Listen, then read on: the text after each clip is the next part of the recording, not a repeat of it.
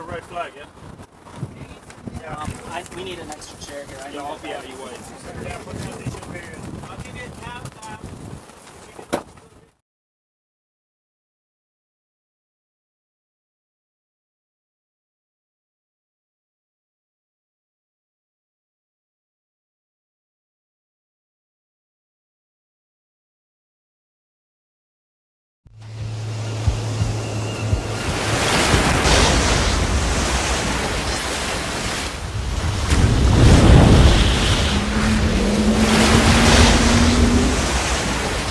I am Philip Coster, my Maui Ultra fins are ex-twins.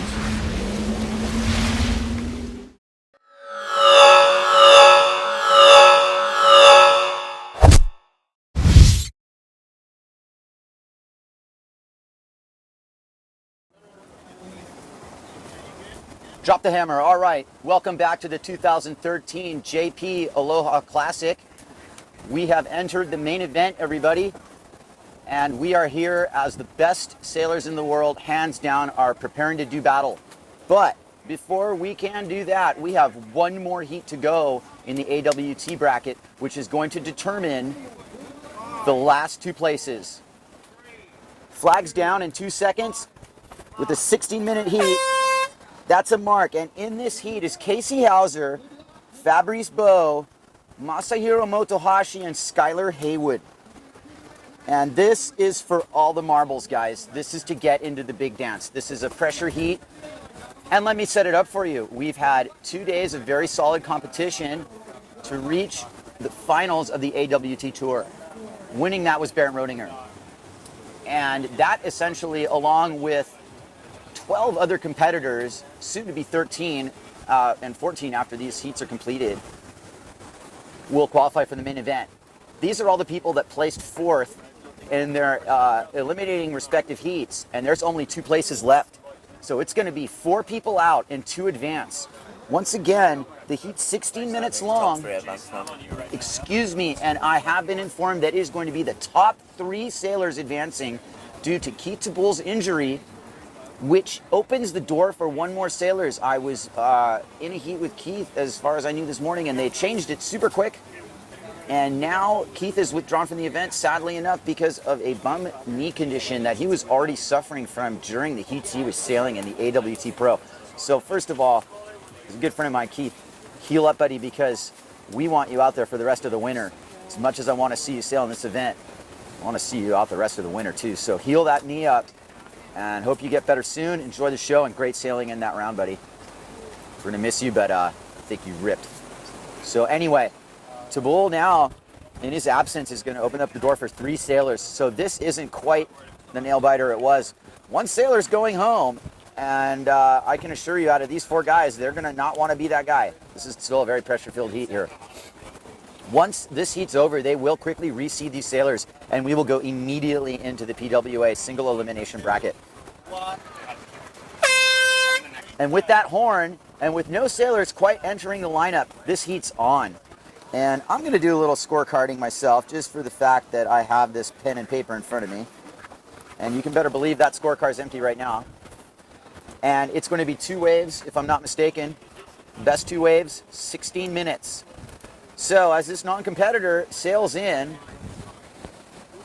and very, very unwillingly better not ride this wave, confusing the judges in any way, shape, or form. He takes no bones about it. He's just coming straight in. Never mind him. Okay, he did it right. All right, that is a non-competitor in the lineup. We have no scores yet. It looks like Skylar Haywood is setting up on H-Poco Point, and he is edging into what is going to be the first wave ride of this critical penultimate heat here. Skylar's now getting enough momentum to head upwind to H-Poco as he sizes this opportunity up. This is a nice wave. Skylar Haywood drops in at H-Poco Point. It sets up for him. The lip really throws as he hits it, and he comes down, and the wind just didn't really help him out on that. And he gets a wake-up call. Meanwhile, Casey Hauser on the next wave of this 4-wave set, a little smaller but a little cleaner and a little deeper. Casey Hauser goes straight up the lip, gets a good check turn. He's going to take this home for a score. Casey knows he needs to get points. He can impress his friends later. This is about scoring points. And Casey does just that. That's a mid-level score. I don't think it's going to be a huge score. I don't think it's going to be something that might not make a difference later. We have plenty of time. There's 14 and a half minutes left in this heat. Let me catch my breath because this is going to be a long day, you guys, and we have the best sailors in the world here, hands down, pitted against each other. The top Hokipa locals, for the most part, there were a few exceptions that did not make it through the trials without naming names. I'm not going to tell you that all the best sailors from Hokipa made it through those trials. That would not be accurate. And any one of those guys could be taking out some of these names right now, but that is hindsight because these are the guys that are fighting for that right. And setting up for his first score is Fabrice Beau, a seasoned competitor in his own right, and he knows exactly where he is in this. He's got a good scoring opportunity as he fades left and really gets his North Shore Oahu spirits there to work because he comes up under this lip with what looks like a pretty good opportunity to connect this towards this section. And he's gotten some distance on it in a nice aerial, and that's just a halfway decent way to start the heat. I think that had a little more flow than Hauser's wave, just by a tad. Also, maybe a little bit of a longer wave ride. So Fabrice Beau opens up the scoring solidly. He did so with 3 minutes in the heat. And we will get back to you in a second here. Is it all good? Do you have them? I don't have it. When we slot in the winners, Give them to me.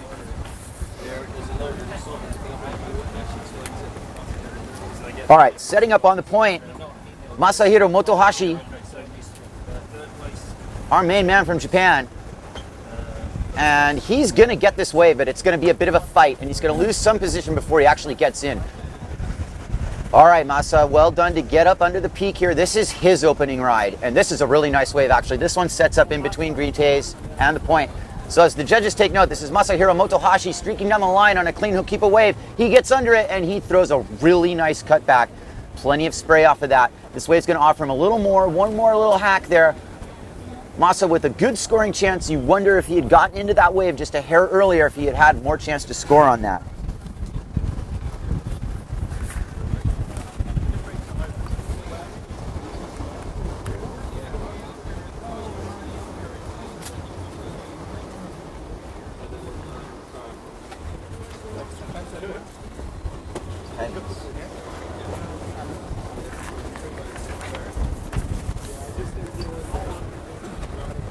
Well, our luck continues here at the 2013 JP Aloha Classic because we've got stellar conditions here at Hokipa, really sitting up nicely at the point. This is a day that would already be 40 people out.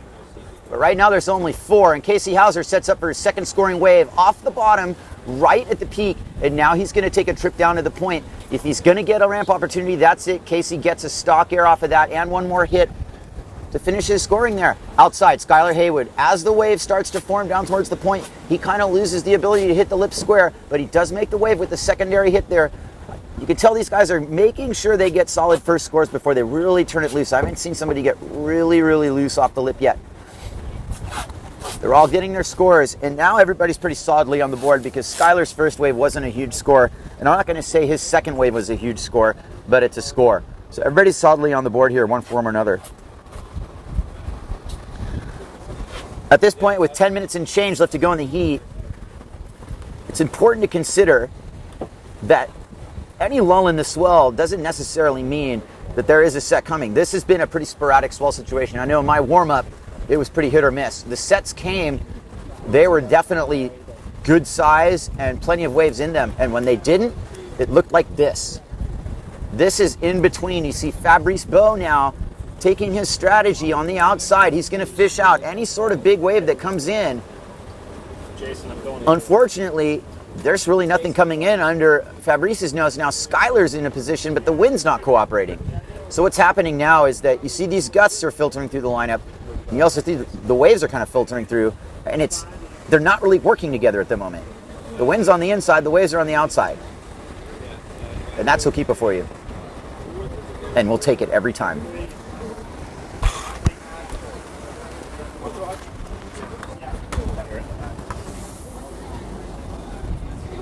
Skylar Haywood now has decided, wisely so, to select this wave up in the middle section of the point. He's on upper point here, and this wave's going to take him all the way through. So after a left fade, really classy, this classic Hawaiian wave sets up for Skylar Haywood.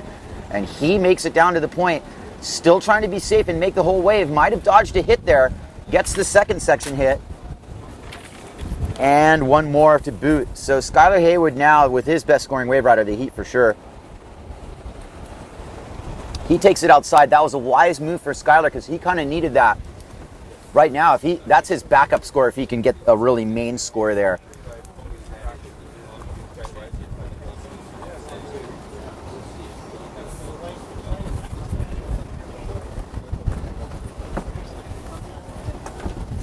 Right now, I've got 2 scores for Hauser and a couple for Skylar, Bo and Motohashi. I'm not really seeing a ton of scores.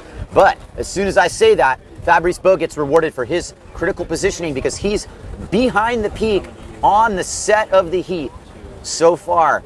And Fabrice Bo's not going to let this scoring opportunity go to waste. No, sir. He's going to get right in there at the upper part of the point, gets under it with his RRD board and Neil Pride sail, and now he guns it for the point. And he gets rewarded with a fins out aerial. Not quite as big as what he was doing last year, but still quite a nice one. Meanwhile, upwind, Casey Hauser does the S-turn fade to get back upwind of this peak. And he launches into his wave ride with a stylish bottom turn and a good hack on his single fin board. He gets under the lip, but the lip again denies him and denies his chance to really get a score on that wave. Casey let that wave shut down in front of him. Might have been a line to get under the lip, might not have been. Maybe he just took off too deep on it. Regardless, what looked like was going to be a high score for Hauser becomes a mid score. Although it is his third score.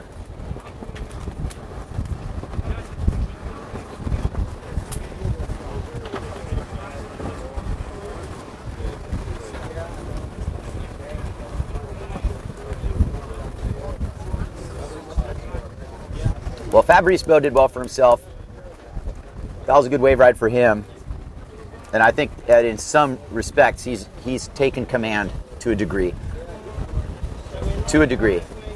That's opinionated and I'll stay away from that. However, what you see, most importantly, if you remember the criteria for this heat, 3 people are making it through.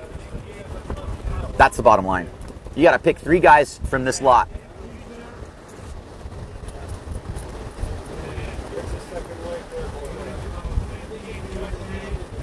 Massa eases into this mid-size, really lined up point wave, but I think he realized it was already halfway done braking, and why bother? And I'm not going to really say that that was a bad decision. That wave kind of did peter off and would have wasted valuable time for him. Speaking of time, there's 6 minutes and 45 seconds left in this heat. And it's definitely been full of some good waves coming in. Not everybody in position for him, however. I think it's really favored the guys who are playing it patiently.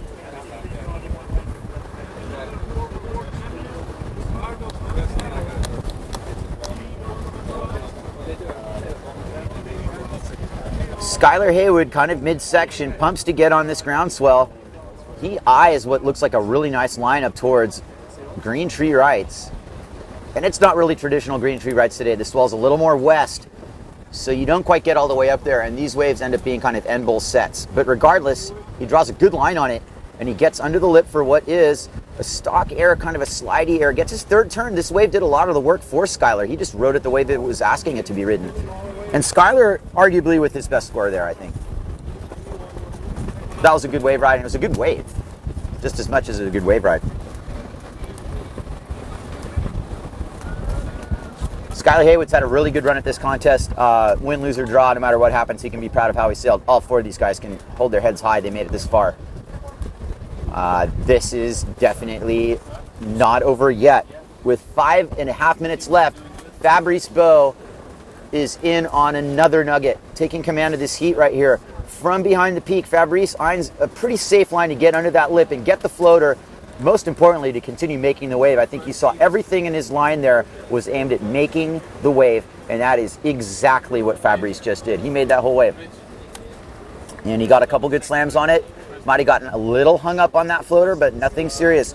Masahito Motohashi, not to be outdone whatsoever, is on a very nice point wave. Traditional H Poco point here, down at the point. He gets up and under it, and he bats that lip. That's solid lip contact there. Some of the more solid lip contact of the heat by Masahiro Motohashi, and he runs it down to the point, and he knows that that definitely put him back in contention if he can just dress it up correctly.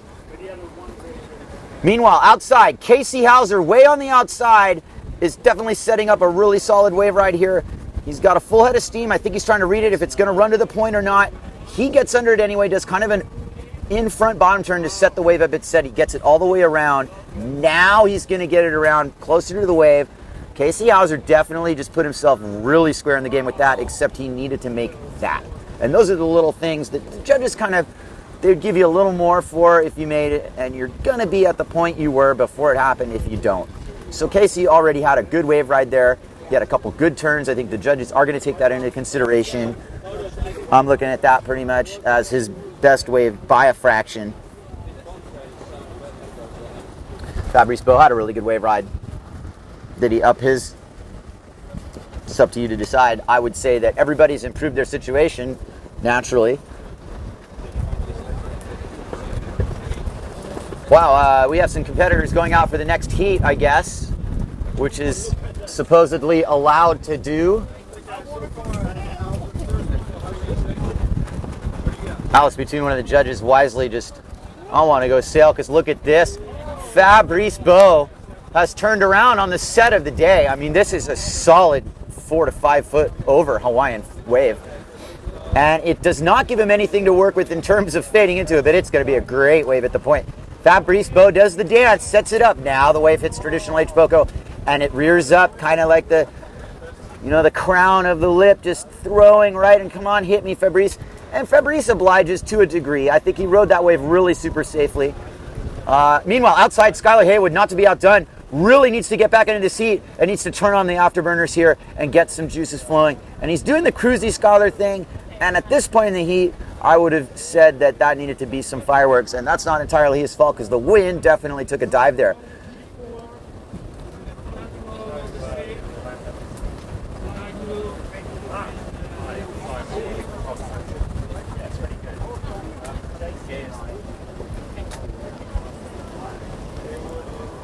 All right, 2 minutes and counting in the initial heat of the day, which is actually the final heat of the AWT bracket.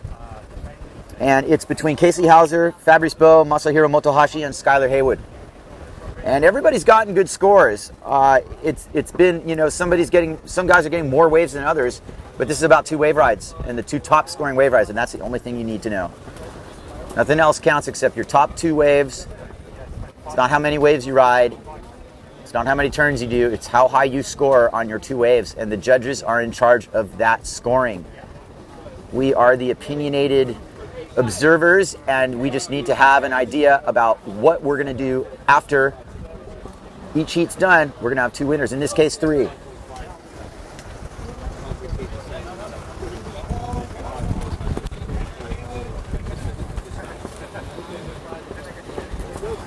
We got 1:20 left in this heat, but in some ways, it's effectively closing down.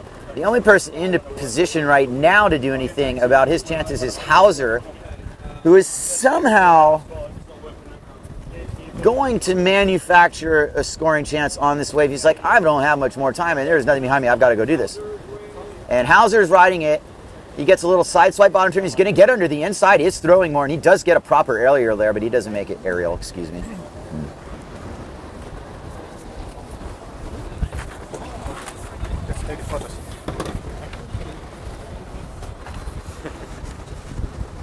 All right, we're in business. Got 30 seconds left in this heat. I think the judges have a pretty good beat on what the scoring is. Is anybody going to be able to add to their scores? That's the question. If anybody, it's going to be Masahiro Motohashi on this next ripple. As I count 19 seconds, everybody's basically done what they had to do here. Get a couple rides. And presumably, we will have the 3 sailors that are going to advance into the main bracket here shortly. This heat is over, guys. 3, 2, 1, done. And don't let my watch bug you, but that's it. And we're ready for heat 1. Hi, I'm on a quick commercial. Okay, we'll be back.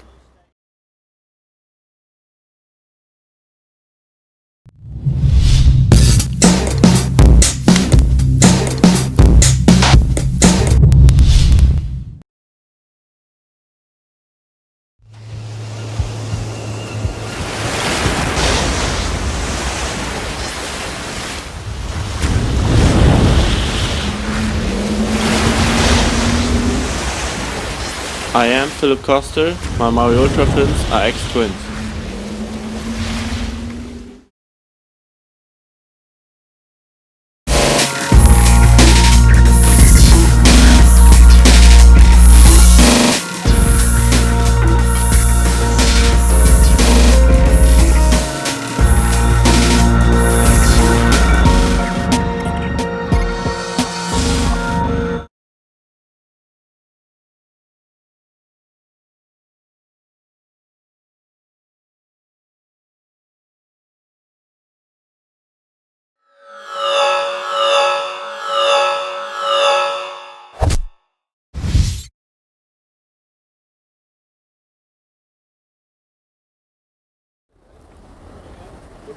We are back at the 2013 JP Aloha Classic presented by Nalukai Lodge, men's single elimination PWA bracket. And there's been a lot of talk leading up to this moment about who the well-rounded sailors on tour are. And this contest is going to illustrate quite a bit, actually. Especially when you're going against the specialized starboard tack guys at Hukipa. This heat's on, and it consists of G4 Klaus Voget, sitting in 11th place right now in the World Tour rankings. Infamous KP Kevin Pritchard, US 3. Ricardo Campello, V111, and Russ Faro, US 785. Those are our sailors. It is going to be 4 out, 2 advance, and the best 2 waves are going to count. And these guys are not messing around. They are going strictly for the best waves that come in. And as if on cue, there's a lull. A significant lull in the action. And this heat's going to start off slow, guys. There's enough wind to run this heat. This is going to be who flinches first. Who's going to go on that first wave that they either should have or shouldn't have gone on. We're going to watch this play out. It's going to be pretty interesting.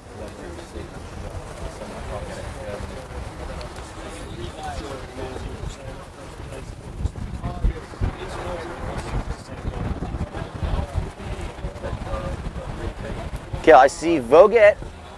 I see Kevin Pritchard. Or do I see Kevin Pritchard? I see Faro. That might have been Kevin. I see 3 sailors out, and I'm missing 1 rider.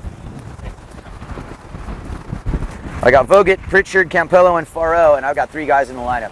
Well, we'll see how that plays out. There's Kevin Pritchard down low. Okay, Russ is in the orange as Kevin's playing the point. And wisely so. So he's sitting down at H Poco waiting for the point waves, which is an interesting strategy. And it's actually what really seems to make the most sense right now. You get shut down on these upper rides. Irregardless, 2 minutes have elapsed in this heat and there are no scores whatsoever to speak of. And I think we saw that coming when the horn blew. There were really not a lot of waves coming in. But it looks like Ricardo Campello has decided to begin the warfare here. And he will do just that. He's got himself a high line, small size insider that he's going to bottom turn very aggressively under, gets the spray, keeps his inside rail in, and that gives him the tweaked air, except he landed it a little too soon and did not complete the maneuver. He's trying to hold on the whitewater, dress it up, but he's done with that. And Campello starts slowly there. Right as if on cue, here comes this set of the heat. This is what I talk about being patient. Campello did anything but that. Campello runs the risk of being caught inside now as Kevin Pritchard on the inside at the point and Russ Faro on the outside at Green Trees proper while Campello watches helplessly. Kevin Pritchard bottom turns as Russ Faro sets it up, but Kevin's riding the point. You can see he's made that decision. Kevin Pritchard squarely off the bottom with a good amount of spray, good contact. He gets his second hit as Russ Faro opens up his ride for the up top. Kevin Pritchard gets a floaty lip hit. Russ Faro gets up to the top and he needs to turn this into a big score and he gets shut down. Too bad for Russ. He thought that wave was going to peel all the way through. It did anything but that. Russ could have gotten a giant aerial if you just nutted up and hit it. But instead he played it safe and he's got a score and he's got a pretty nice wave. Klaus Voget on a whitewater reef former on the inside does get his act together and rides it pretty aggressively, gets to 360, and lo and behold, doesn't quite pull it out. Voget can be pretty automatic on the 3, and I wouldn't have been surprised if he had made that, but he didn't quite have enough board momentum. And you're asking the wrong guy anyway, because I don't make that many 360s. But he almost had that, it looked like. Well, I'll take you through there. Campello rode an insider, kind of blew his second air. A really good set came in. Kevin Pritchard committing to the point. He's making no illusions about riding upwind. It's masterful strategy from Pritchard. If it's even a strategy, I think that's what he's doing. And it paid off because a set swung right down to him and he harvested it and rode it very well. And behind him, Russ Farrow got the upper part of that set, but it shut him down. So we'll see if that's a lesson to be learned here. Glad I'm not in the first heat because I'd like to learn a little bit from these guys. Proper H Poco point right now. This is really focusing on the point itself. This green trees strategy of going upwind doesn't exist anymore. All right, Kevin Pritchard waves to his friends and family as he goes upwind, thinking about how this will look in his video that he'll make tonight. And he goes up, goes to the point, and just basically don't think that will make the edit, really. Anyway, that was all right. There goes Ricardo Campello, who's capable of massive things, and he does an aerial, which stays on his inside rail. That's what I like about Ricardo, is he stays on his inside rail in that landing. He gives him a bottom turn. It's a one-move wave. It's better than his first wave. And that's about all you need to know. 10 minutes left in this heat, which started very, very slowly and didn't necessarily equate to anything decisive until we've been watching right now, where things are starting to play out quite a bit more.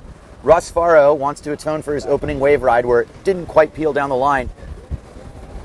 And he opts out of the mid-range insider, which was a smart move because I think he looked over his shoulder and saw what was coming. KP's looked over his shoulder and he realizes this is his wave and Farrow can't jibe on it. Kevin's got this, even though he's way downwind. This is how you play priority at H Poco Point. And Kevin's really played a wise heat here. He's taking the low line. He's going underneath this. And it's going to pay off here. Here comes Kevin Pritchard. Off the bottom right as Hokipa beckons him to throw a nice bucket of spray. That was a beautiful check turn. It's going to bring him down to the point. And now he's going to get a good maneuver. Hand dragger really gets the extra Hawaiian drag there. Well done by KP. He's got a good salvo going here. This is definitely going good for him. Russ Farrow in the flow of things, being kind of selective after selecting a closeout for his first wave. He gets something that's going to open up for him now. And Russ Farrow gets underneath it, and he kind of bogs his bottom turn. And I don't really know if he even wanted that wave. Unfortunately for him, that's maybe not what exactly he wanted to do, but there's plenty of time. And he's got all the time in the world, and he's in position to get back in this. Unfortunately for Vogt, he's looking like he's stuck down at the rocks. We don't have the camera focused on him. That's no big deal. But what we do have are people learning a little bit about what's happening up top. And it's not happening up top today. This is a H Poco Point day. And pay attention out there because it's going to affect things. People need to learn how to read the brake and all the different faces that it has. On a daily basis, it'll change. And we'll see it morph into a couple different looks today alone. Well, that wind really looks like it's here.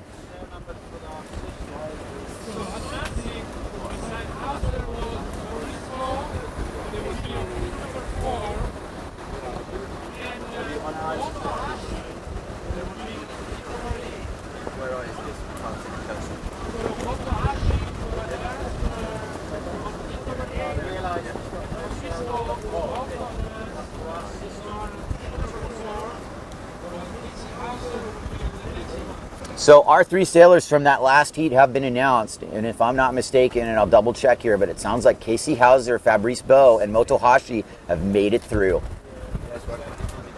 And well done for them. On the live scoring, which is awesome, by the way, we've got Kevin Pritchard in first place, and this is the first time we have ever been able to do this, if I'm not mistaken. I've never seen this before. This is a monumental achievement for the sport of wave sailing. Thanks, Kurosh, for all the hard work. I'll give you the scores if you're not seeing them yourself. But first, we've got to set up Ricardo Campello here, who's drying it out. He's going to ring it out here. This is a great opportunity for him. This guy's got a deep bag. He knows everything about this place. Sails here all the time. Winds it up, and the point really shuts him down that time. Ricardo got shut down by Hokipa there big time. There's no two ways about it. Campello was winding up for something. You could tell there was a score going to happen there. A score going to drop. Campello's going to pop something out. And you know what happened? Nothing happened. Hokipa said, not this time. Go back out and get a set. And that's exactly what Russ Faro's done, because he's got a super good-looking wave up at the middle section here. That is Russ Faro, US 785. And he drops in on this pristine-looking Hawaiian peak. Gets under the lip, dresses this up as a nice wave ride. He's doing the right things. He's bottom turning in the spot, making it look like Sunset Beach Oahu. Definitely linking up some bottom turns here. This is Russ Faro's big score here. He can do it all. This is his fourth bottom turn at least. Gets around the corner. Riding a quattro. This is impressive from Russ. He definitely ripped that wave, and he definitely got a good score. You know, be warned, that'll make a huge difference in the heat if you just select a good wave. Here comes infamous KP. He's from behind the peak. He sets his line. He's definitely looking to get a big move here. It's kind of a thrusty off the lip that he basically pulls with his usual authority. That one might make the edit. Maybe not.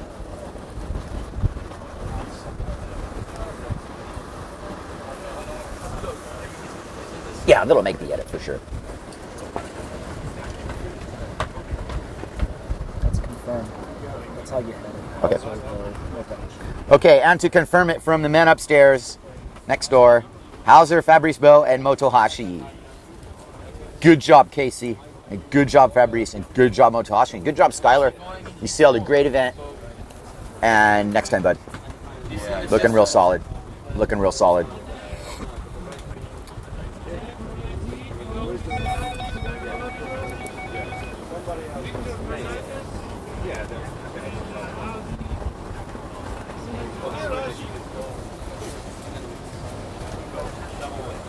Five minutes left in this heat. The initial battle in the 2013 JP Aloha Classic presented by Nalukai Lodge.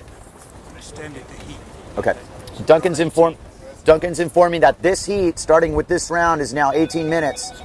And so it's 20 on the clock. We got 2 minutes to get out there and 18 minutes to compete. In other words, there's 6.5 minutes left in this heat. That's a wise call by a very, very experienced head judge, Duncan Coombs. Give these guys a little more time to find the good waves. He's not looking at anything but how many waves are coming in and what the score situation is. And judging even by that last heat, man, if you just happen to be on 2 set waves like that, you're going to probably make it through if you ride it halfway well. Well, Ricardo looks like he's strengthened his resolve to the degree that he needs to get on set waves, and he's done just that. Now, this is a wave that Ricardo, I expect to tear apart. So as the judges prepare their pens and their papers here, Ricardo highlines it to get the most speed he possibly can. His classic lay down Hokipa bottom turn that he's perfected over the years, brings it back to the hook as the wave hits the reef and starts to offer what's going to be able to levitate him. He gets under the lip, he gets his little hit, but he didn't do any standout Tonka or 360 or goiter that he's capable, and that's all right. That was still a quality wave ride from Ricardo. I'm going to tell you right now that he's going to need a little more than that to make it through the seat if Russ got a good score on that last set. And Russ is probably telling himself he needs another good score like that last set wave that he had. And you definitely are capable of being your own worst enemy out there if you don't make it happen yourself. And this is a situation right now where it can get taken away from you quickly. There's not waves for everybody. And that's part of Duncan's decision to extend this heat. 2 minutes more. Mind you, he didn't do this in the middle of the heat. This is a decision that he made at the beginning of the round. So it affects everybody equally. We can't make decisions like that in the middle of heats as much as we sometimes might like to. And Duncan, being the savvy veteran he is, has made a good call here. This is going to be much more fair for our competitors. Now we're looking at the live scoring here, and it looks like Campello has pulled into second place. And, Klaus Voget, I don't even have more than one score for him. And I'm sure Klaus is looking at this kind of like, okay, this didn't go my way here. In fact, I just want to go down swinging here. And I'd like to see Klaus get a good set and go down swinging if he's going to go down at all, because he needs to get a score here. He's had these guys run circles around him. And looks like Klaus is going to get that chance, as well as Kevin Pritchard.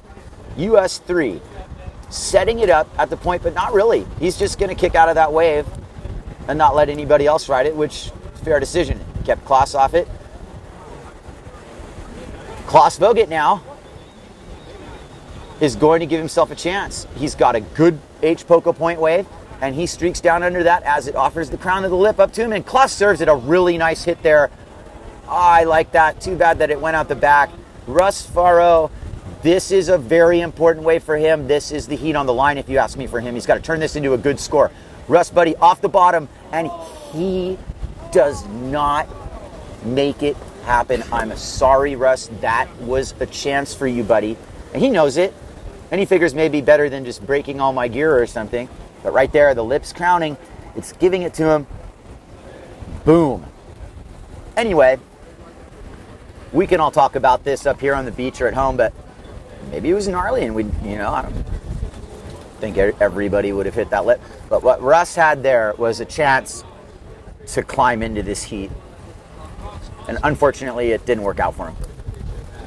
He's still got a chance. There's a minute left here. He's looking at his watch. He's kind of like, man, can I press the reset button and do that again, please? And we all have those heats, trust me.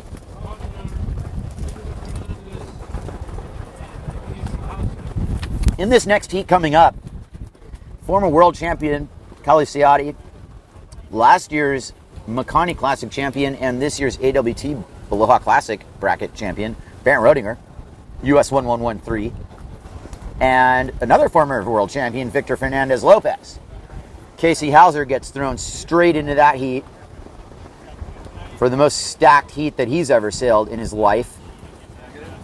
No question about that. This is a great event for Hauser now. All the weight in the world's off his shoulders. I think he placed a fair amount of expectation on himself to make it in this main event. Made it in. And now it's somewhat of a relaxing feeling, I think, for anybody, any one of us who were in the trials and made it in. It's like, okay, now we're in the show. We can kind of breathe easy. This is what we wanted. And it might be different for the PWA guys who have their results brackets on the line and titles and left and right. Every single PWA guy right now is in a high state of alert. I mean, it's definitely, it's definitely pressure. So you see, like a guy like KP and Campello are in different worlds. KP likes to put pressure on himself to perform because he likes to win. Campello's, most likely got contracts to sign pretty soon, and he's got, a lot of pressure to perform here. Regardless, we're going to get an ending salvo here. KP's on an insider. That really looks like a lot of fun. These insiders seem like they have a good throw to him. Kevin gets under the lip, a little tweak air. You can see the wind direction is not as conducive to super tweaking out like that little performance session we had in the finals the other day. Klaus Vogt finally getting into a rhythm here. Sends his board down the point. He's pointing it for him. He gets his stock air with this trademark one-hand let go, and that was maybe why he let go of everything. He let go of one hand and the other hand and the other leg and the other leg, and everything goes. So that was a no-handed, no-footed air by Klaus Vogt. And he pulled it. I mean, could you imagine? Ricardo Campello, let's not forget that he just basically almost made a goiter, but we're not going to give that to you, Ricardo, are we? No, we're not. As much as you want it, you can't have it. And that's pretty much going to close the heat for the most part.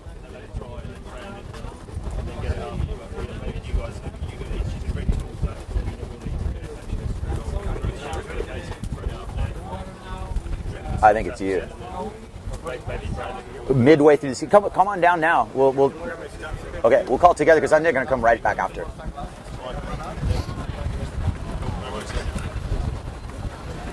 All right, game on, you guys. And this is nuts because I got a heat coming up now after this heat. So we're going to bring in the reserves here. Not yet. I'm going to call it a little bit. I'm already down there. And as if that wasn't a battle that you just saw. Here comes a really big battle. Casey House is like, just got done sailing that qualifying heat. You're hit. All right, good job, Casey. Straight back out there against Siati, Rodinger, and Fernandez. That's his reward, you guys. Man. Hey, look. I said it earlier.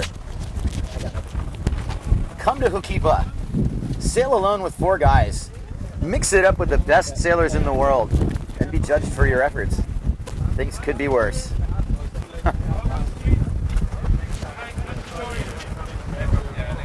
All right. Without panicking, Pietro is calling my heat, so we'll get halfway through this heat, give you a couple calls, and we'll take it from there.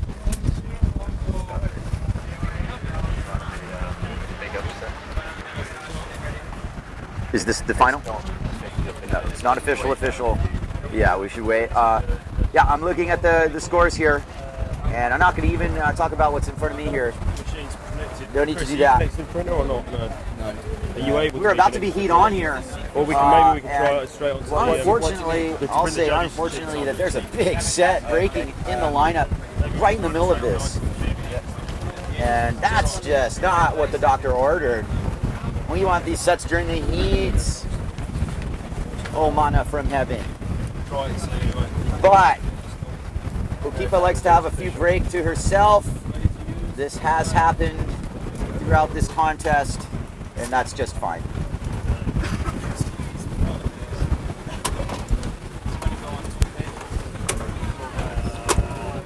It's all together.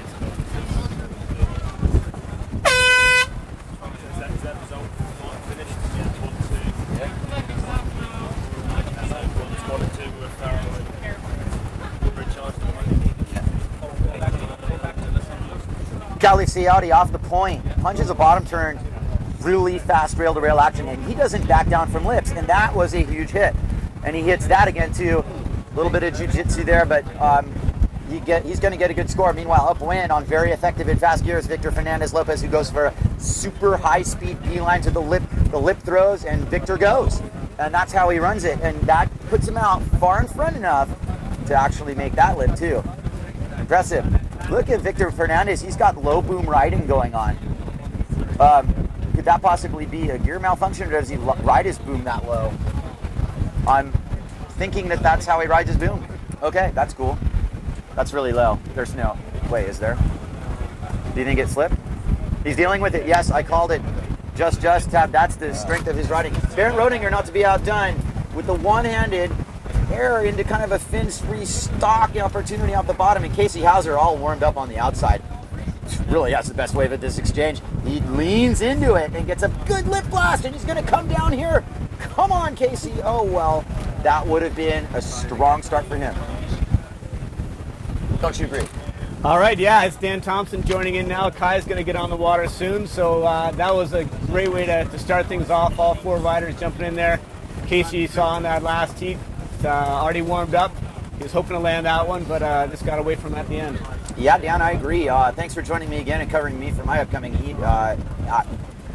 Once again, the conditions just lined right up. Yeah, it's just started off light and just getting better and better, and it's great we've been able to go one after another with these heats the last few days with the AWT and now right into the PWA. This is just spectacular.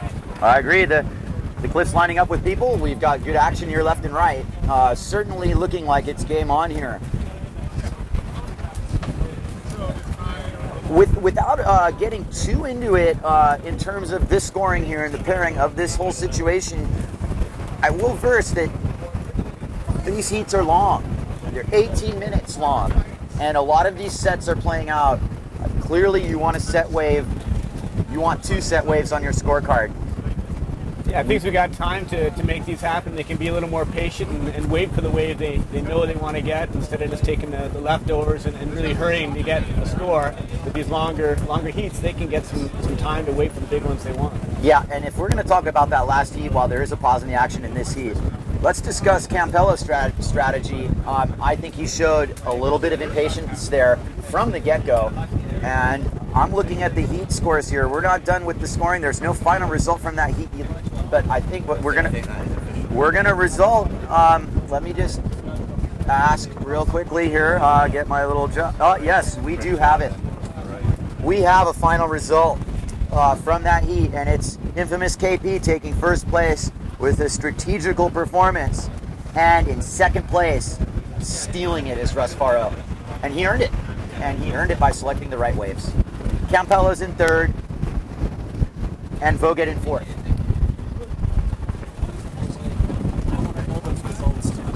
Okay. Who first? Yeah, okay, yeah. How about for now, you're the guy telling me? Okay. And I don't know how I found out before you, but I did.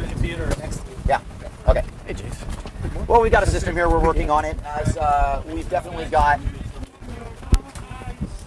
a really good solid battle forming here. And you guys, with Jace Bianco joining Dan, I got to go sail my heat here. So I'm going to be back pretty soon.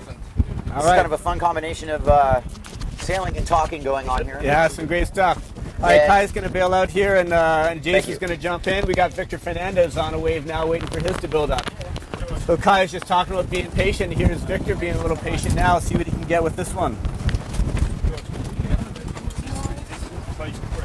So Victor Fernandez driving down the line now, looking for a little hit off that.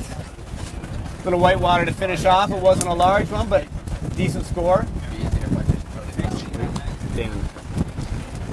Wow, Dan, what a beautiful day we had down here at Hokiba Beach Park. My mouth is agape. I did not think that this was going to happen today, but here it is. Beautiful conditions, maybe four foot in the sets and reeling down the line. Yeah, things are getting bigger occasionally. Casey Hauser got one there, but got a little smack down. He really needs to stick his aerials. That's been his problem in his last heat as well. So if he can throw down and stomp one of those, he'll be really happy. On the way, Bert Rodiger, nice off the top. Ring that bell. He's looking to get through the flat spot here. Negotiating his way down for one final hit. Not quite lining up for Bert Rodiger, but definitely showing potential of what we have on the water here today. Here's Morgan LaRoche. Not Morgan LaRoche, Morgan. This is... Sick goiter out the back. Nice rotation there. Just gotta check. That's Cowley up there. Oh, it's Cowley on the hot sail. Yeah. The JP logo. There's a clone for Cowley out there. I think Morgan is riding something pretty similar. Yeah, that's right. Exact same sail we saw from Morgan. Yeah. So on this one again, we have Cowley Setti, Brett Rodiger, Victor Fernandez Lopez, and Casey Hauser are our four competitors in this one. So I've been away from the beach a little bit. Give me a recap from what happened yesterday. We had kind of Kona wins for a little bit, didn't we? Yeah, yesterday we went with the young guns. They had a light session out there, but we were able to get a really good full competition in. That's great to hear. Here comes Victor Fernandez, looking for an end bowl to set up for him here. Looks like this could be a little steep one if he times it right. We're gonna hammer hard down for one hit. You know, those ones can be bumpy. I don't know if you saw that there, but he definitely ran over a speed bump in the middle of that one. Yeah, so with Kai, we were talking about being patient and looking for ones that open up. You saw how that one just closed out on Victor. He had one shot at it, and then he just got the whitewater. See if Cowley can choose a great one. It looks like a nice one opening up for him on the outside with his white and green sail. I wish I was out there. Yeah, absolutely. I wish I was out there right now. 4 guys. All right, here's Cowley driving hard. And you can see this one opening up a bit more for him, the one that Victor did, but not a whole lot of finish to it, so he's just going to drive and take that score and go reload for another one. So Dan, how much time are they giving us in the heats here? We are doing the 18-minute heats now, I believe. And best 2 waves counting? And best 2 waves counting, no jumps today. We extended the time a little bit just so they could make sure they could be selective and patient with the wave. And here's Casey choosing a good one now. See how this one's opening up for Casey. He's going to try and stomp one here. He knows he's got to get the aerial. He's got to get up above the lip. He's doing some nice turns, but he really needs to add that to his game right now. Well, speaking of adding it to his game, Casey has gotten so much better in the last couple of years. He's been spending a lot of time here on Maui and elsewhere and following the tour and just really dedicating to windsurfing. And absolutely has, yeah. You can really see the improvement. I sail with Casey a lot at the gorge, and just an awesome guy, always cheerful, always stoked to be on the water, and just putting the time in. You can see the results in his sailing. Oh, man, Rodiger on the outside. Nice set popping up for him. Yeah, this looks like one of the bigger ones for this heat. Oh, nice choice. This is going to be a good score. Fading it back upwind now, turning it down the line. Good speed. He's got a nice section popping out. Looking for the aerial. There. Off the lip, Bert Rodiger. You still got more to go. See if you can get around the end bowl section here. It's going to wall up nice for him if you can get to the end spot.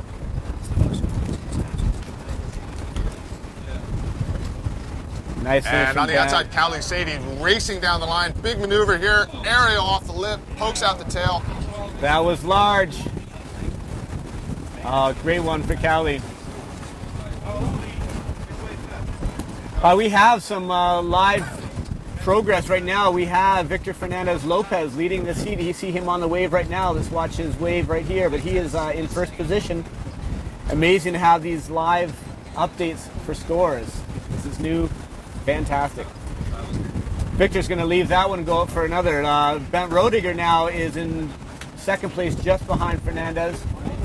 Cali is in third position and Casey Hauser in fourth right now. I think that they're still waiting on the score for Cali, if I'm correct here.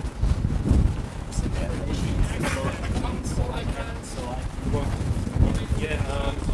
just on the website. So all four men now working their way back to the outside. Victor sees something he might want to go for, so he's going to tack onto this one.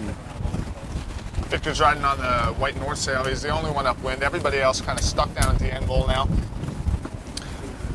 Victor's one of the PWA guys that comes out of the Canary Islands, and this has got to be a little bit tricky for him to switch back and forth from port tack to starboard tack wave riding, but you know, he looks comfortable all the time.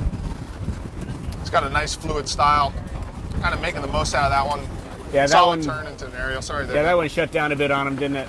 Yeah, but you know, if you can get a good whack at it, it always feels good. That's it. Here's Casey now coming in for one he's got to pinch up for. Let's see how this builds for him. These are repositioning waves here. That's kind of a nice thing to get right in that moment. You're kind of stuck down at the end of the rocks. The current is really bad down there, and when you can kind of find one of those little waves to scoot your way upwind with, it really is helpful. Next heat getting ready to go on is going to be one for the spectators to really pay attention. Robbie Nash coming out to join this heat with Mussolini and Guel. It's going to be a special one. Robbie's, of course, is one of the forefathers of windsurfing here. Definitely the legend. So it's going to be great to see him compete again. That heat coming up after John Sky, Matt Pritchard, Robbie Swift, and Kai Kachadorian coming up next. On the outside, Cali Sadie riding on the green hot sail with the JP logo. JP, the right stuff for radical action. It's the one that lives up to that sort of moniker. This is Cali Sadie coming from Brazil. Brazil 253. On the outside, on the inside, Casey Hauser got himself a nice little wave here, but decides to kick out of it. Dan, what are you seeing here with Cali? Cali's working his way up. He's got the bigger one right now. He chose a great wave. Smacking off the lip now, screaming down the line. He's going to go large on this. Up and over, nice, but now the white water. Disappointing for Casey on the one before that. He knew he needed that to pop off the lip and just didn't go for that one. Kai talks about manufacturing scores a lot. Here comes Bent Roediger. Awesome goiter off the lip. That's a score. You know, that was not as good of a wave as Cali's, but boy, did he find just the sweet spot to launch into that goiter.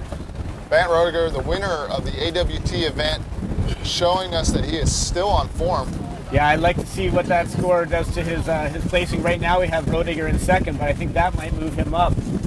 Judges are looking for those extras, you know, the aerials, the higher you go, and then throwing down some spins and some other trick maneuvers are going to help them inflate their scores. And look at this set. This is one of the bigger sets of the day here. A line going all the way clear through to lanes. One of those connectors that's going to probably close out the channel, but we'll see what Victor Fernandez can do with it while he rides up at the green trees. Here he comes down the line. Bottom turn off the bottom. And looking for the aerial spot here. Nice wham off the top. And on the outside, Casey Hauser. What are you seeing, Dan? Yeah, Casey want to go hard on this one. He knows he's trailing this pack right now, so he really has to step it up and take some chances now. He's got to drive hard to get to that lip. Didn't quite have the gas to get there. Again, he's going to be disappointed with that. He knows what he needs to do. It's not getting the waves that he wants. That was a bowly one, though. You know, it takes some cojones to look up at that one. That one was right. A little different than the rest. I don't know if you saw that. That one had meat to it. And he did a good job getting up to the top of that first turn. So yeah. On the outside, Cali Sadie. Seeing if he can get onto the wave here. This would look like a big one. Breaking in behind him already. There's Callie driving big bottom turn up tops, throwing some buckets of spray and keeping full speed. Oh, that's lovely, up on over. I love the way he blows his tails out of those turns. So committed.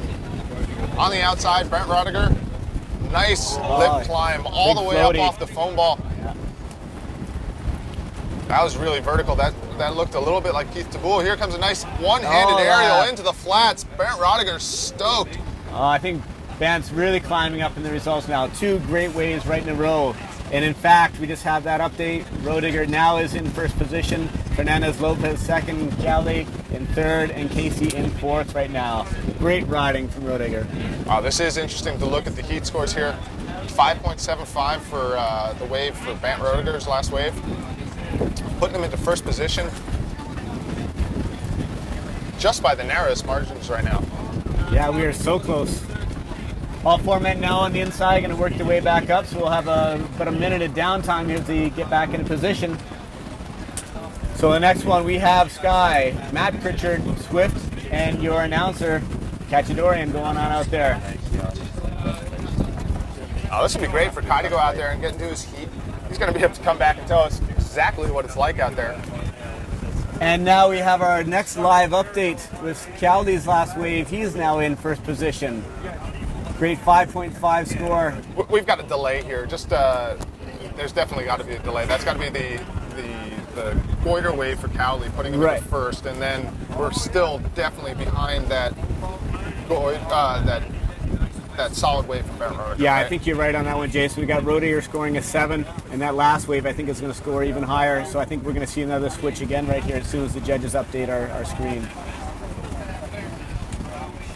You know, we were talking about this the other day on the online broadcast with Kai. It was really interesting that, you know, they in the past, when you were in a windsurf contest, you're essentially competing against yourself because you really don't know what your competitors have got in the bag. You don't know Right. what the judges thought of it. You don't see all of it, frankly, because you're riding waves and whatnot. That's right. And so it's different than when you're thinking about a contest where you know that you need a 7 in some particular spot. You know you have to hit that lip. And, you know, this is where scoring is going. It's coming, but it's not there yet. So the old way of doing things where you're essentially against yourself is still there. I thought that was interesting, Dan. What do you think?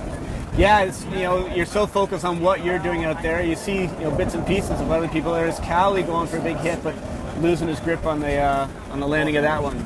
But yeah, you're so focused on what you're doing out there, and you just want to sail your best and get the best ways you can, and hopefully it all works out in the end. But yeah, this is definitely changing things right now. You get more current, up to date of what the other people are doing. And one of these days there will be a big old scoreboard where you can see that, okay, you know, there's 30 seconds left, and I need an 8 right there. Yeah, And that's right. I think it'll be interesting because some of those ruthless assassin killer type personalities, you know, the ones that, you know, you don't want to play poker against, you don't want to, you know, get into a game of horse against, those guys that the pressure doesn't bother them, I think you're going to see a kind of a breed of people that are coming out that can excel in that sort of situation. Yeah, I think it'd be interesting to know if you're coming in on your wave exactly what you need to get to advance, and maybe that changes how you approach things. I'm not sure how that's going to work, but it'd be interesting to see. Yeah, well, look at the scores that are coming in. I mean, the highest score on the board is a 7 in Brent Rodiger, which, I mean, that was a nice wave. But, you know, we're not reaching the 10s and whatnot. So That's right. Yeah, there's still room above that 7. So we'll see if we can get some big scores. But definitely that last ride by Rodiger, that was the best one I've seen in a little while. everybody's back into position here. On the outside, Victor Fernandez Lopez riding on the white North Sail. Got a big moundy one that he's kind of riding into position. Interesting to see what this wave does. A little bit of a crapshoot. And now he's set his line, heading down the line. Kind of buries the top turn. Try to get around the end bowl section here. Gets closed out. On the outside, Van Rodiger. Local knowledge here is probably going to come into play. Look at the way his is going to rifle down the line a little bit. That was great speed. Nice aerial for Van. Up onto the lip here. Oh, I love that Goes one. That for was a good another. one. Yeah, it was beautiful. Had to open his clue up to get under the lip on that one, but boy, did he. The horn has sounded, so Callie's not even going to give that one a sniff. And here we have, making their way to the outside, the next heat of the 2013 JP Aloha Classic. John Sky from Great Britain, Matt Pritchard, USA, Robbie Swift, another English bloke, and Kai Kachadorian, our favorite son here at Hokipa, all making their way to the outside. Matt Pritchard's riding on the orange and blue Gastra sail. Right next to him with the RRD rig, that's John Sky. And to his left, riding on the green JP and Neil Pride rig, that's Robbie Swift. And finally, all the way at the bottom, that's Kai Kachadorian riding, as always, on the Simmer rig. It's kind of cool, isn't it, Dan? Yeah, it's great. Great to see Kai doing double duty out here. Competed hard to the AWT, to a dancer here, and you'll see him right back to announce for a bit, and he'll continue on with his sailing. It's awesome to see him being able to do both these things. Yeah, and isn't it awesome to see that he's had one sponsor for his entire career. That's And I right. mean, his career is long. I mean, he's old. He doesn't look like it. He doesn't act like it. But I mean, make no doubt, he is old. He's from the Mark Angulo generation, and he's still here. Yeah, we've been hearing about Kai for many years. All right, I think we are on now. With this one, they still have to work themselves up in a position. See who gets the first wave on this heat. So again, we got Sky, Pritchard, Swift, and Kachadorian in this one. Farthest up looks like Robbie Swift in the green Neil Pride, with Kai right behind him on the blue and yellow Simmer. And Matt Pritchard still working his way out on the blue and orange Gastra. And John Sky then farther down on the multicolored, great looking RD sail. Kai is tacking first on the one up there. I don't see a huge swell behind him, but he'll be in position. I can guarantee you Kai will be the first one into the spot. It's just one of the things that he does so well. He is a tactician. He doesn't race, but he is making his way around the course area to get into the spot, to get onto the wave, to be in a position to score maximum points as much as possible. Kai's ceiling is not as high as a Cowley or whatever, but he will pick off the best wave, and he will be in the spot to get the scores that he can. And doing exactly what we were just talking about, being patient. He had that wave if he wanted it, but knew that wasn't going to be the big score, so he's just going to jibe and look for the next one. It's an interesting battle you got to play when you don't have a trick like a goiter in your bag. You have to rely on great aerials, wave selection, and just frankly being in a better spot in order to get the same sort of scores as a guy like Robbie Swift is going to be able to pull out. Look at this wave that he's got. He's got himself a real bowling section here. He's going to get up underneath it. Kind of a lazy top turn. Didn't have the power he wanted off the bottom, so unfortunate there. On the outside, Dan, what are you seeing with Matt Pritchard? Yeah, Matt Pritchard on this orange here. Going big smack there. Nice sticking on that landing and keeping his speed. He's got more room here. A little cut back slash. Nice ride from Matt Pritchard going on. Great first ride to get things started. Another big smacky off the top. Good score from Matt Pritchard on that one. Yeah, a little bit of a mix between power and the turniness there. Nice fast first hit, real aggressive, and then a couple good little squiggle turns on the end bowl. Here comes Kai Kachadorian riding on the blue and yellow Simmer, making his way upwind. A little bit of a look-see. Doesn't like what he sees. Got time to be patient. We're talking about 18 minutes here at the 2013 JP Aloha Classic. And he's turning to take the one right after. He knew the one. He was just one ahead of it. So here's Kai again now. I think seeing that big set on the outside might have also had something to do with that decision. Here comes Kai blasting down the line. Big aerial section if he wants it. Got to get there. Got to get there. Come on, Kai. Just closed out on him a bit on it. He knew he wanted to go hard and just couldn't get ahead of it. Yeah, but look at what's happening here. I don't know if he was going to make it over those anyhow. Yeah, these are monster sets coming through. Robbie Swift's going to jump on one. This is what happens when it gets big here at Hokipa. This end bowl kind of comes alive. Yeah, that's right. Robbie Swift under the lip. Yes! Nice smack. You can tell he doesn't quite have the power he wants in that spot, but boy, was he under the lip there. John Sky's got one on the outside, though. He's driving hard down the line on this, throwing some spray off the top and keeping his speed up, trying to go for an aerial up here. There's one. Waves are rifling down the line here. It's really nice to see Ho'okipa come alive. One of the better days we've seen at Ho'okipa. I mean, I'm not here every day like I used to be, but I do drive by it most days, and I always have a look. And I'd say, Dan, I don't know, I'd say this is top 2-3 days of the year so far. Well, this has been so fortunate because all last week we had nothing. We were just sitting around waiting for wind. And now to have the AWT go off and right into the PWA, so good to have things come alive.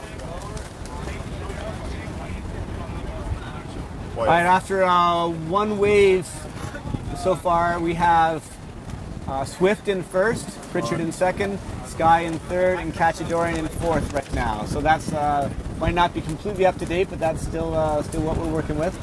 Matt Pritchard, though, on the the orange and blue gasser, driving up onto this one, waiting us to peak the way he wants.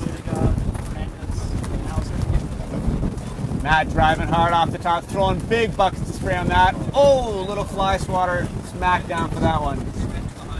And Robbie Swift on the outside here, the only one in the spot. Doesn't like what he sees. He's going to try to play the position game, stay upwind. Got Matt's just plenty going of to try time and get left. out of the way on this one. Plenty of time left in this heat. And we also have results from our second heat of the day between Cowley Sadie, Brent Rodiger, Victor Fernandez Lopez, and Casey Hauser. Here are the results. Fourth place, Casey Hauser. Third place, Victor Fernandez Lopez. Second, Brent Rodiger. And first place and winning heat number 2, Cowley Sadie from Brazil. So those are the results of the second heat of the JP Aloha Classic here at Ho'okipa Beach Park. Yeah, that was a great one. It was great to see Casey in the mix with that. It's his first PWA, I think, and really enjoying being here. Didn't get the result he wanted, but I think he was just stoked to really be part of this. He worked hard to get in there this morning, and very happy for Casey. You know, anyone that's been in a heat in windsurfing, and I'm talking anyone, you know, you look at the people that are in your heat, it's just a natural thing to do. And I know I got some solace, I know I got some pride from at least, you know, giving my best in a situation where, I mean, look at it, you're going against former world champion Cowley Sadie, former world champion Victor Fernandez Lopez, and now a Ho'okipa champ, Brent Rodiger. So that's a stacked heat. And Casey really, you know, he went out there and he hit the lip. So Yeah. good on you, Casey. Just to be part of that is so great. We see something lining up on the outside right now. Here comes Robbie Swift on the green Neil Pride sail with the JP logo on the top, having a good look at it, riding the wave upwind. This is what you can do on a windsurfer. This is how you play the game. You can just kind of ride the open ocean swell until it hits the reef, and it just gives you a good look as to what the wave is going to do. Robbie's seen it. He likes it. Full speed down the line. Big carving off the top. Redirecting, looking for the end bowl sit. There it is, aerial, solid wave score for Robbie Swift. And kind of an identical looking wave here for Matt Pritchard, riding on the orange gaseous sail. Wham, off the top. Some great speed by Robbie to really get on that wave. Matt didn't have the same kind of speed. Not quite the same wave, I guess, either, but got stuck in the whitewater on that one. This is John Sky looking for that one-hit wonder. Here it is. Nice aerial. Has enough speed to kind of get around the spot, at least to get to the outside easily. That's John Sky. And I think Kai is still down in lanes a little bit, trying to make his way back out. He got hit by a big closeout set after that last ride, so he's got a little work to do to get himself back upwind. I don't see him. Hope he's all safe down there. He's out of sight of our booth right now, so He's got to be down in the pit of despair.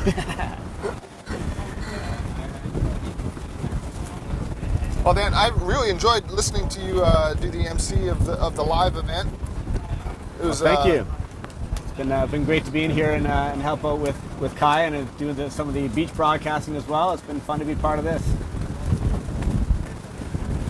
Let's get an update here on the score of this heat. Heat number 3A. Currently in first position, Robbie Swift. In second, Matt Pritchard. In third, John Sky. And in fourth is Kai Cachadorian. So early preliminary scores are in. Got 3 scores on the board for Robbie Swift, 2 for Matt Pritchard, 1 for John Sky, and 1 for Kai Ketchadorian. So Kai and John have not filled up their scorecards yet. We're looking for the best 2 waves, 18-minute heats. You're watching the 2013 Aloha Classic presented by JP, the right stuff for radical action. And we are here at Hokipa Beach Park, Dan. It is a glorious day, better than expected. So good today. I wasn't sure what was going to happen. We had a really light wind yesterday, and this just came back with the wind, swell, beautiful sunshine. Great day here. And Matt Pritchard's taking this one. I'm going to wait for this one to build. It's not a monster, but he's going to go hard with this one now, I think. So Matt Pritchard's big speed down the line. There, large wave 360, but does not stick that one. That would have been huge for him. we're going to get back to that, but here comes Robbie Swift on the outside. Nice gouging top turn, looking for the speed, still has it. Aerial off the lip. But, oh, we have a yard sail. He's got no sail attached to his board right now. I don't even see the sail. Matt Pritchard's sail is underwater. Oh, sail in is out pieces. behind. He's swimming. His board is going to be on the rocks. He's sort of in between both of them. This is a problem for Matt Pritchard. Oh, but did he go absolutely enormous? That was clearly 4 or 5 foot over the lip. Giant 360. Here comes the water patrol for Matt. That was definitely the biggest of the day right there. Matt Pritchard just going huge on that.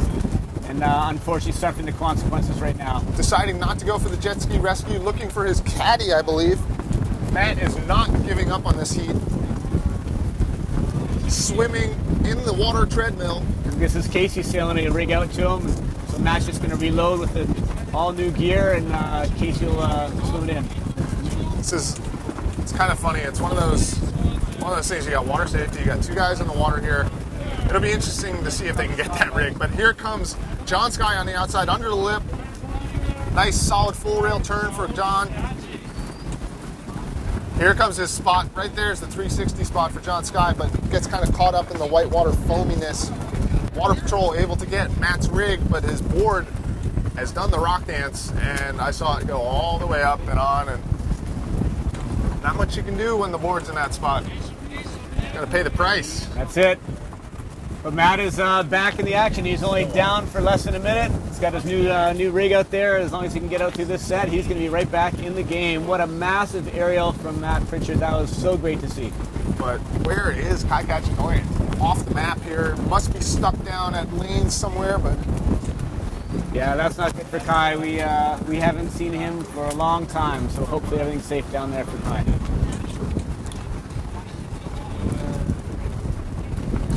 And don't forget, everybody, we've got a heat for the ages coming up. Bujma Giol, Alex Mussolini, and the one, the only Robbie Nash, going to be up next here at the 2013 JP Aloha Classic. I am stomping my feet. I'm ready. I want to see it. Absolutely. Nash is the man I always looked up to from a little kid. He was always on the scene, and that was always the guy. So to see him in competition today is going to be a special treat for me. Watch out for Alex Mussolini, though. He is in position for a world title. He's still in position, so you know that you're going to be getting his A game. That's coming up next year. That's going to be a great one to see. And after that, we have Martin, Juban, Brown, and Miller all getting ready to go.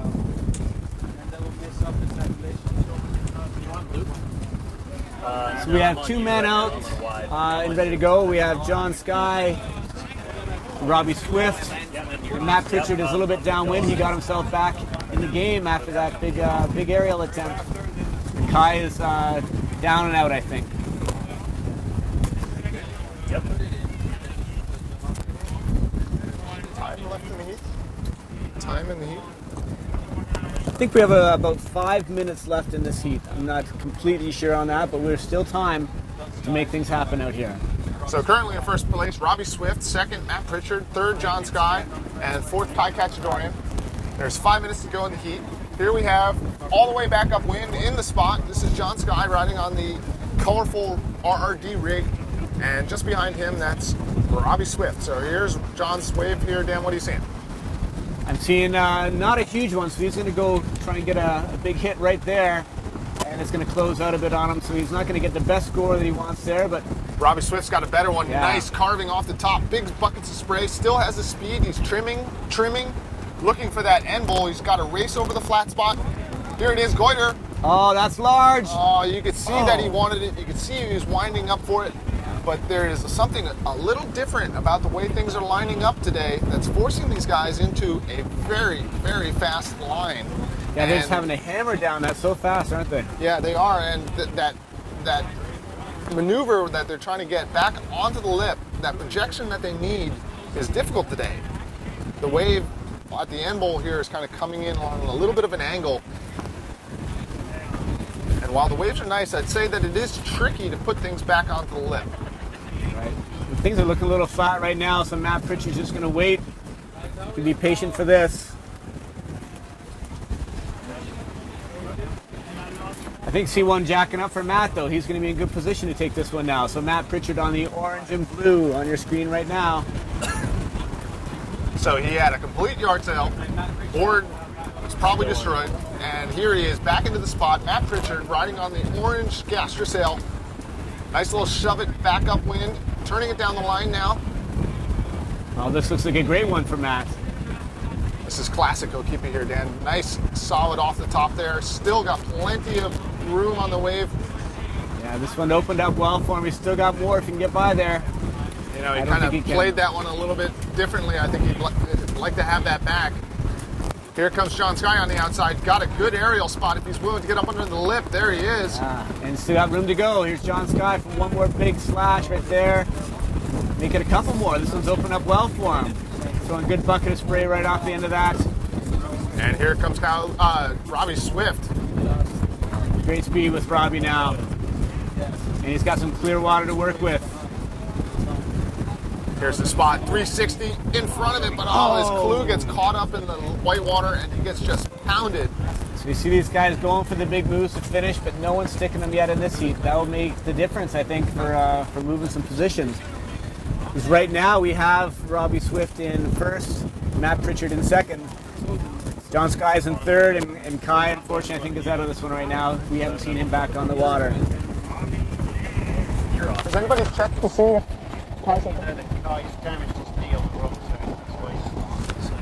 All right, so we did just get an update from head judge Duncan Coombs.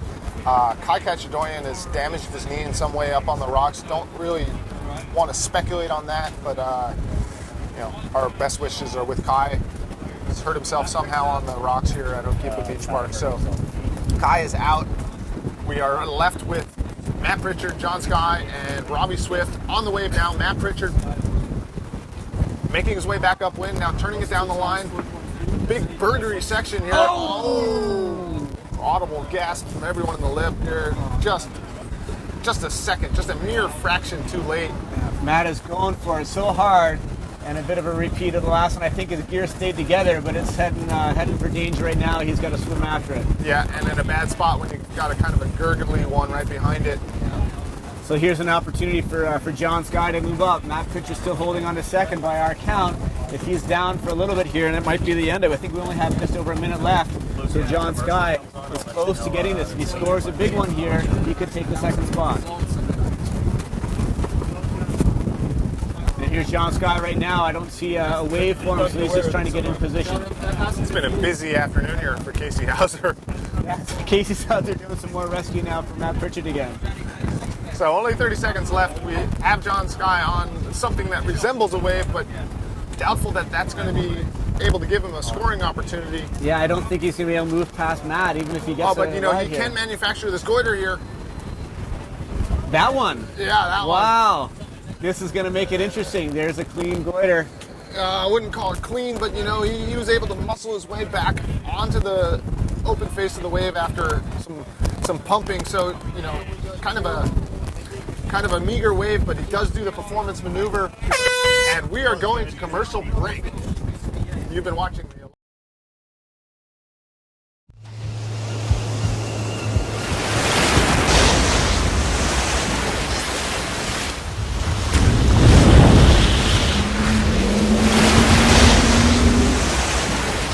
I am Philip Koster. My Maui Ultra fins are X-Twins.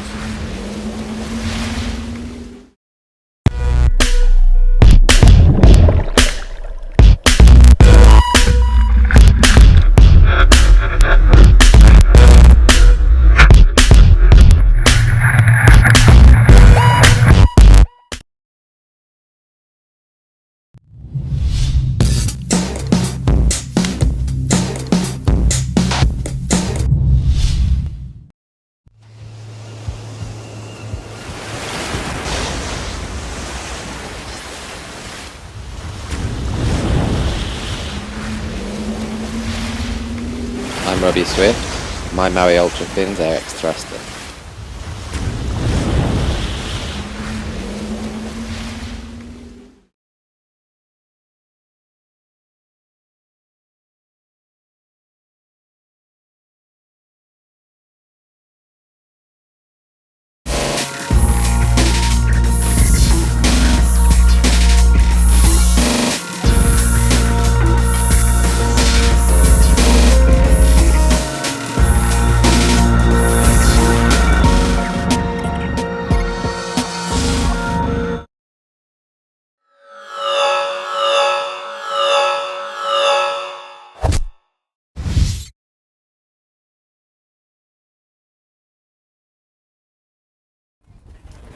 All right, welcome back to the 2013 JP Aloha Classic here at Hokipa Beach Park.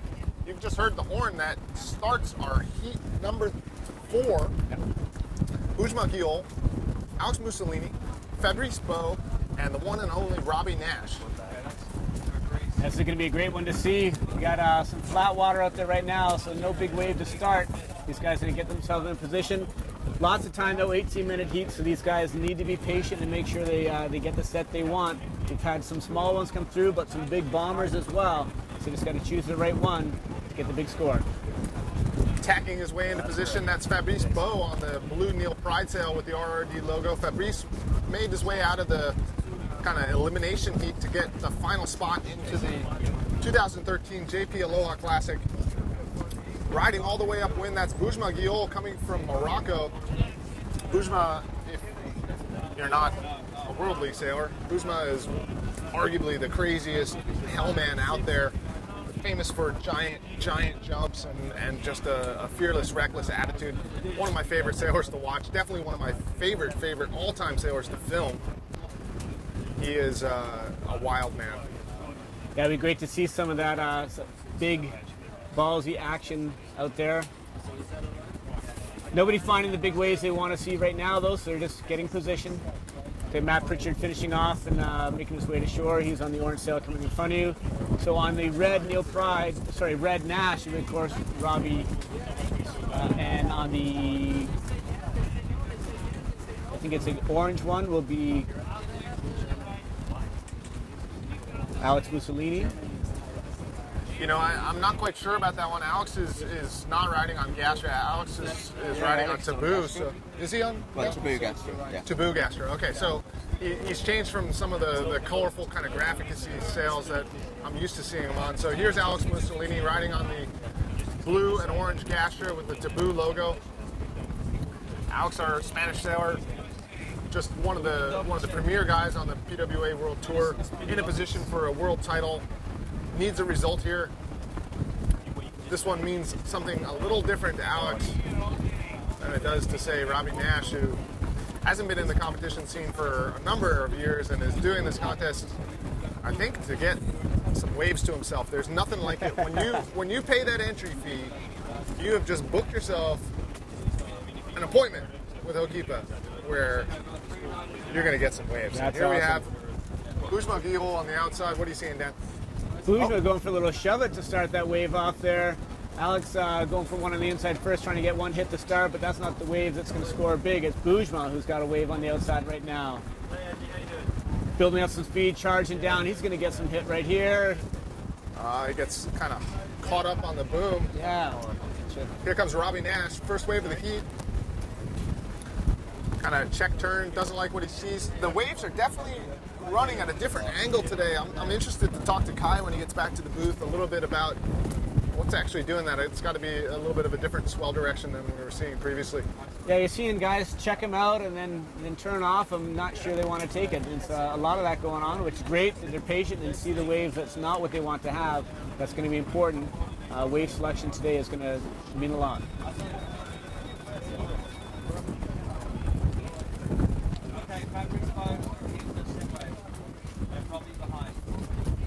And making his way into the spot now, this is Fabrice Bow riding on the blue Neil Pride with the RRD logo all the way at the top.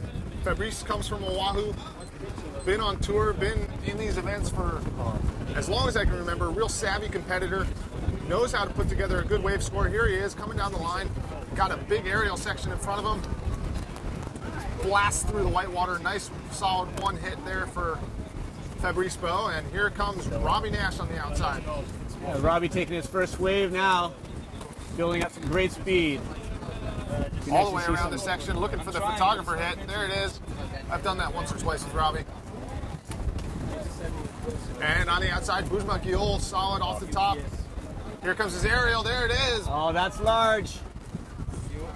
Still got the speed. Coming to the end bowl. There's a little spot for him, but it kind of just gives him a little bonus hit down there. On the outside, this is Alex Mussolini. So late with that hit, but still able to get up under the lip. It's really interesting to watch sailors out there, Dan. You know, Alex has forever been kind of a skinny little guy.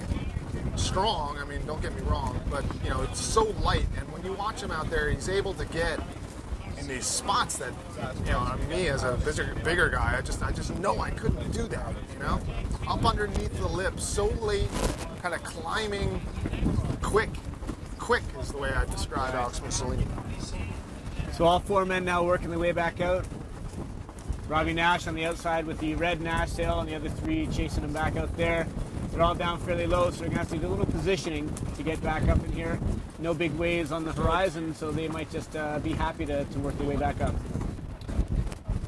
Well, Robbie has jumped out to an early lead here with a 4.25 on his second wave, puts him into first place. Fabrice Beau, the only other guy with really a wave under his belt. We're still waiting for the last 2 waves to be scored, so obviously that positioning will change. Here's a 360 attempt on the end bowl from Alex Mussolini. Looks like he was forcing that one a little bit, but...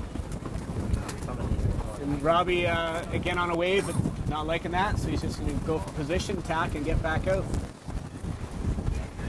Bujma's charging in here, but I don't see anything behind him, so he's just working position as well. So all 3 men now on the outside, waiting for sets to come in, and Alex got to get himself past the rocks. I think he's safe down there, but just work himself back to the outside and get it back in the game here. You know, for those watching, this is the 2013 Aloha Classic presented by JP, the right stuff for radical action. This is Hokipa Beach Park on the island of Maui. It is the mecca, it is the epicenter of windsurfing. And you're watching a heat that has implications for a number of different reasons. Alex Mussolini riding on the blue and orange Gaster with the Taboo logo down on the end bowl there. Alex Mussolini is still in the world title hunt. And all the way on the outside, former 23-time world champion Robbie Nash making his competitive, I don't know what you'd call it, you know, he's back. He's just purely looking to have fun. This is his backyard. He's just looking for a chance to get Hokipa all to himself. No pressure. Yeah, it's great to see him out here. We do have results from our last heat. Unfortunately, Kai was down and out on the rocks, so he'll finish in 4th. John Skye takes 3rd in that one. Matt Pritchard 2nd, and Robbie Swift taking the 1st place finish in heat number 3 for PWA.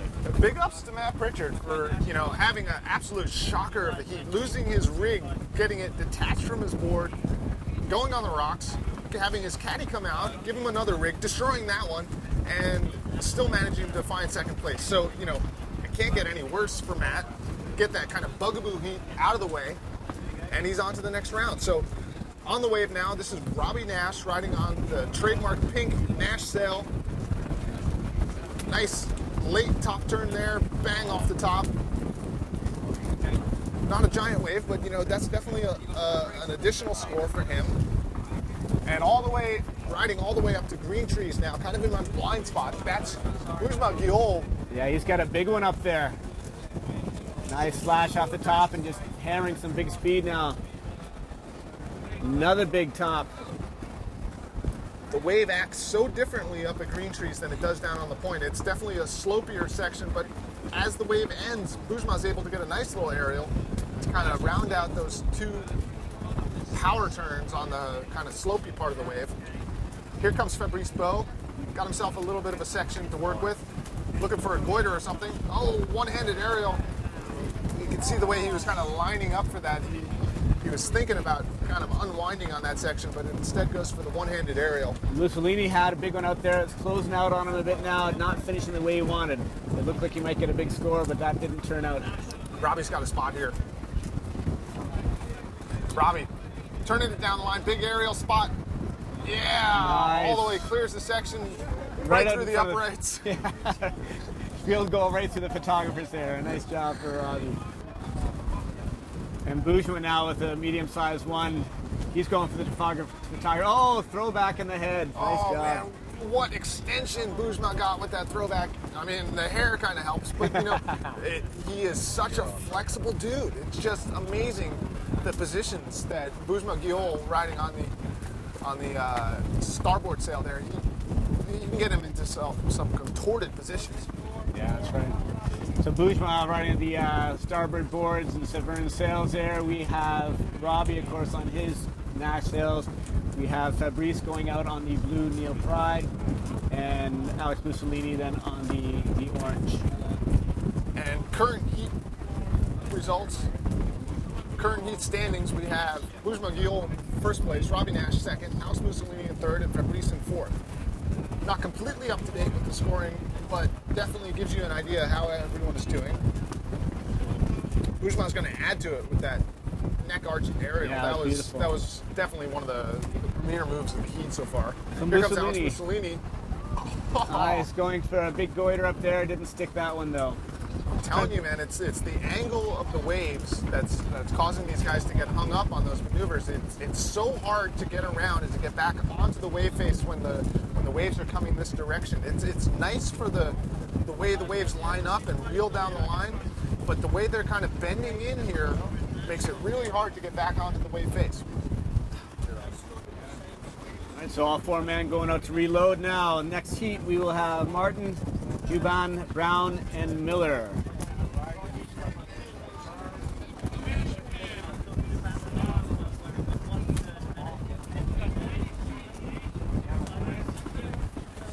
You're watching the 2013 JP Aloha Classic here at Hokipa Beach Park. It's a beautiful day. Seeing some faces that I recognize. Travis Watanabe, hello buddy, how you doing? Representing Red Bull here at Hokipa. So happy to have the support of Red Bull, as always, within windsurfing. Red Bull, first sponsored rider. That's him, you're looking at him. That's Robbie Nash, the first person ever sponsored by Red Bull here at Hokipa after all these years. Got himself a nice wave all the way up the green trees, kind of stalling, and now he makes his way down the line. Classic Robbie Nash bottom turn with the sail all the way on the deck. Here he comes, second one, nice, beautiful turn. Good critical spot there for Robbie. Oh, and he gets up under the lip for the final hit. That's another solid score, just methodically working it down the line. Robbie Nash, Yeah. US 1111. Getting some good solid scores there. Bourgeois took one on the head right before Robbie. I'm not sure if you saw that one on your screen. He was going hard and got tripped up. He's working his way out now, but not the result he wanted on that wave. Here's Fabrice Bow riding on the blue Neil Pride sail. I don't think he... Okay, he's changing his mind a little bit, trying to readjust his position to work with what this wave is giving him. Some carvy off the bottoms here, waiting for the wave to wall up. A little early on the aerial spot there, but he's going to get a second try at it. Kind of sloppy joes, but you know, managing to get to the end of the ride. Here comes Alex Mussolini over the photogs. Giant aerial. Lovely. Giant aerial with a nice neck arch.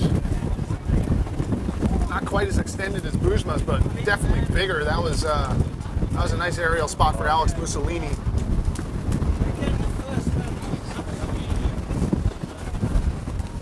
Our current heat standings, Bourgeois Guillaume in first, Robbie Nash in second, Alex Mussolini third, and Fabrice Bow in fourth. Everybody's got a full wave card. They all have gotten to at least 2 waves. And they're looking to add to their scores as we're about midway in this heat. Looks like Robbie's got one now, and there's a big one right behind there for Bourgeois too. We got a set coming through.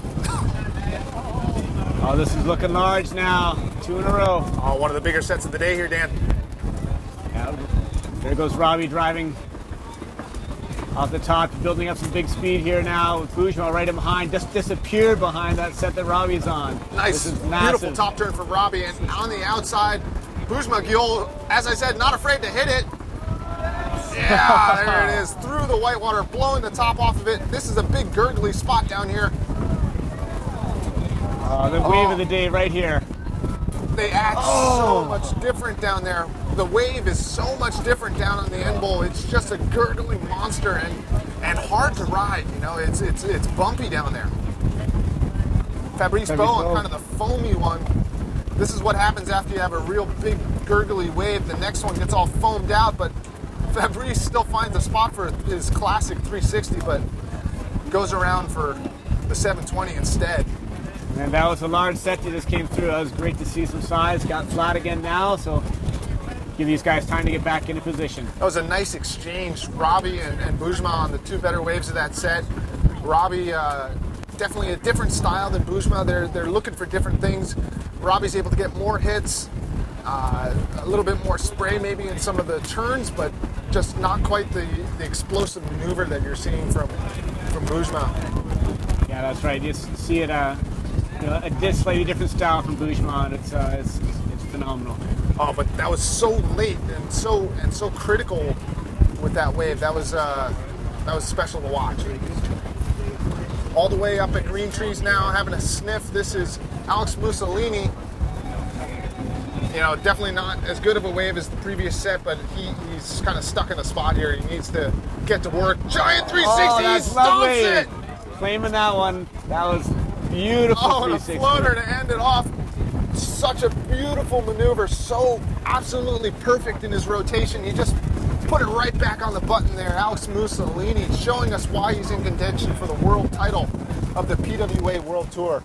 And that's going to make a difference in the score. That was lovely, lovely. You know, our other announcer, Kai Katchadorian, talks about it all the time. How do you manufacture a score? How do you get the most out of a wave that, you know, it was half the size of Bujma's, but Right. to just come up underneath it to find that perfect critical spot, that's how you make a score. That's Alex Mussolini. And here comes Robbie on a very small one compared to the one he just took last time. We'll see if he bothers with this. He might just back and head back out. Yeah, he's not interested in that one. I'll be interested to see the scores when they come up here.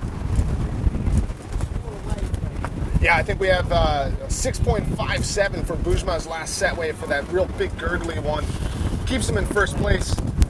A change-up got Alex Mussolini into second, but we're still not seeing that 360 on the scorecards here. It can't be. It's the 6.25. It's a 6.25 for Alex Mussolini's 360, so not quite the score that Bujma got for the set wave. So you're seeing how the judges are scoring it. One wave, one really beautiful wave with multiple maneuvers versus arguably the best 360 of the contest. You know, you still got to get more than one hit to really get the maximum score. Yeah, that's it. And things are flat now, so Fabrice Beau is not going to find a whole lot here. I'm not sure he's going to worry with this one. He knows he needs to get a big wave to match the other guys. He's currently in fourth place. He's going to have to make something happen with this. As Jay said, manufacture something, but I don't think that's the way for him to make that work. I can tell you what exactly he was looking for there. You know, Fabrice has got the goiter unlock. It's one of his favorite maneuvers, and he doesn't mind doing it on those little ones there. And with the heat ending, he was looking for a score, but no can do for Fabrice Beau. So we have coming up next in this heat, Martin, Huban, Brown, and Miller. Sorry, I don't know Martin's first name, but I know he's a young French ripper riding on the Neil Pride sail. He's just one of those new up-and-coming guys. Antoine Martin, excuse me. I watched him out here the other day. I was filming a little bit, and man, he just punted a giant one right over me. I was like, who's that guy? Who is that guy? That's Antoine Martin, riding on the green Neil Pride sail with the JP logo, heading out. You're off. Aloha? No, you're good. Okay. Making his way to the outside on the Maui sail. That's Camille Hubon. On the inside, riding on the Goya rig with the Quattro logo, that's Jake Miller. And finally, riding on the white Goya rig with the Goya logo, that's Marsilio Brown. So, a stacked heat, just another one of difficult heats to get through. You see a little warm-up forward from Marsilio. Just another stacked heat here at the 2013 JP Aloha Classic. Dan, are you fired up? Oh, this is getting really exciting. Those big set waves of that last one with Robbie and Boujma, that was some of the best I've seen of the day so far. And so if we get some more of those, just keep pumping through. It's going to make this even more and more exciting. Wind seems like it's picking up a bit now too, so it's going to be fun to see these guys blast. Where Kai is. Hope Kai is working out. We heard he cracked his knee on the rocks a bit, so hopefully we'll see him up here very soon. Yeah, we'll try to get an update on Kai Katrinoyan's condition. That was the horn for the start of the heat.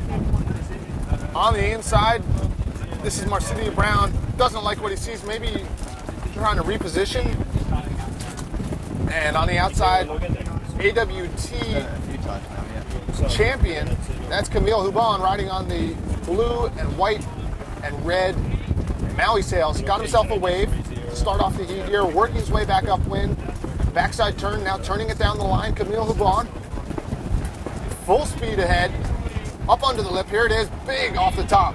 Camille Hubon. So he ran out of room with that one. Looked like he wanted to go bigger.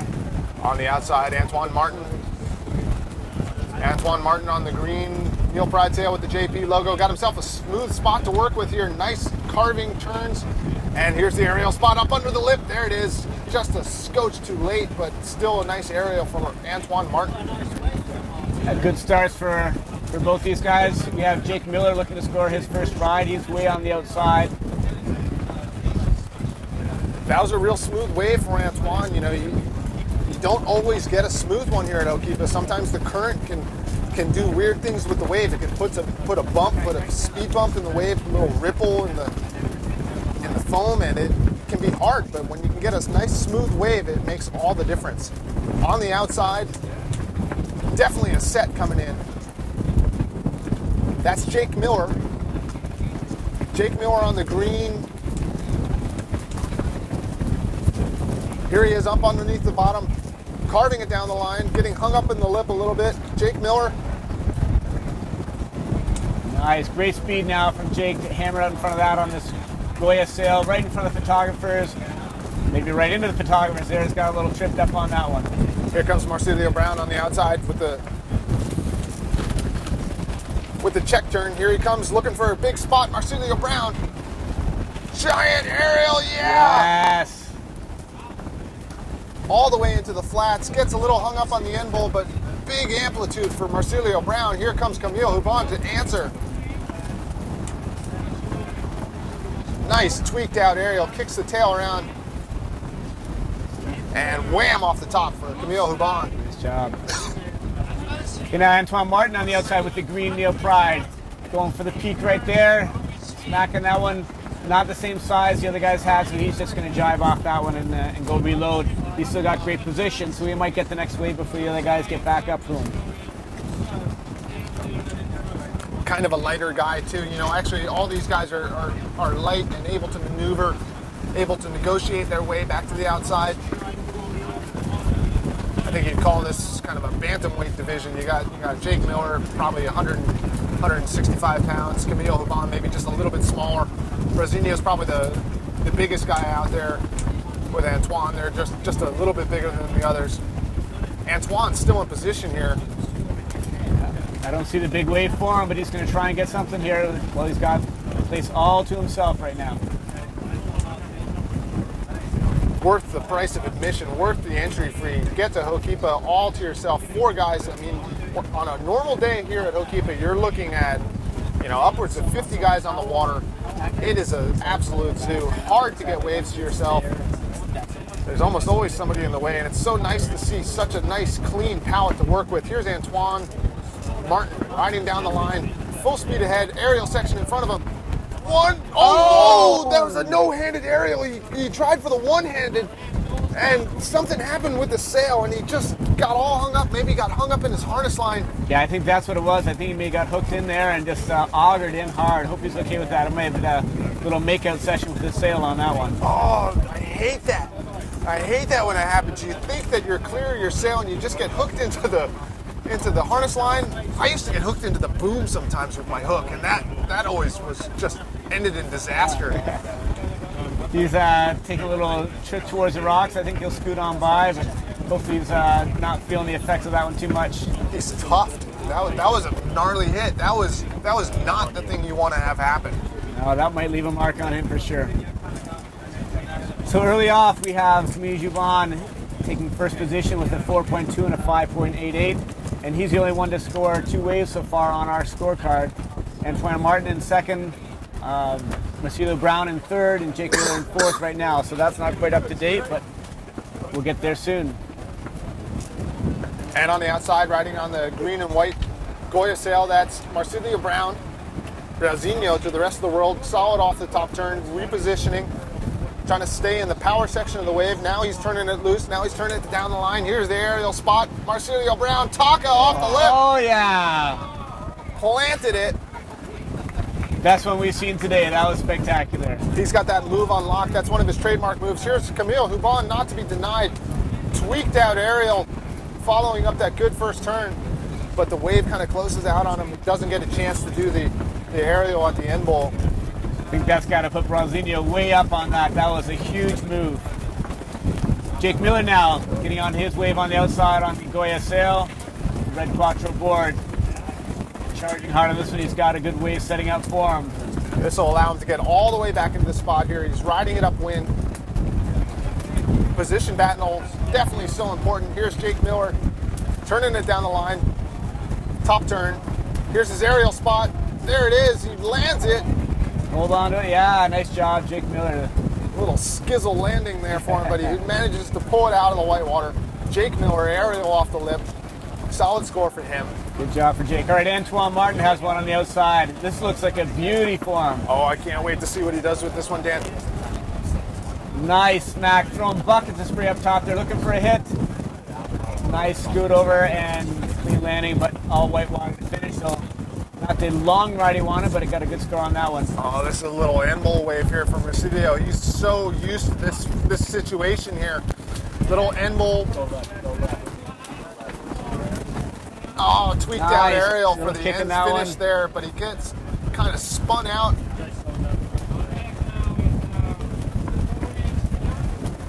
All right, as all four competitors are working their way back out, we have our results from Heat 3. Ujmal Gyul is taking first place, Just Alex come over here. Mussolini taking second, Robbie Nash in third, and Fabrice Beau in fourth place. So we got a little bit of a lull in the action. Our fallen brethren, Kai Cachadorian, is back here at the announcer's booth. I'm really interested to just get a couple words from Kai. What happened down there? You just disappeared off the end of the rocks. That's Davy Jones' locker, baby. Right down in the lower corner, and after my first quote-unquote wave ride, it was a closeout. It was like the first wave of a big set, and I was water starting when I should have been swimming. And I'm shaking it off. I got brutalized. I lost my entire rig. I was hit my knee pretty good on the rock, so that was it. I wasn't going to go back out. I just have a word with the wife, who hasn't seen me yet since then. Thinks I'm probably still missing, so I'll be right back. All right, it's right. important. Happy wife, happy Yeah, life. You got to that's it. do that. We'll keep Dan here with us Yeah, for great a to little see you while back, longer. Kai.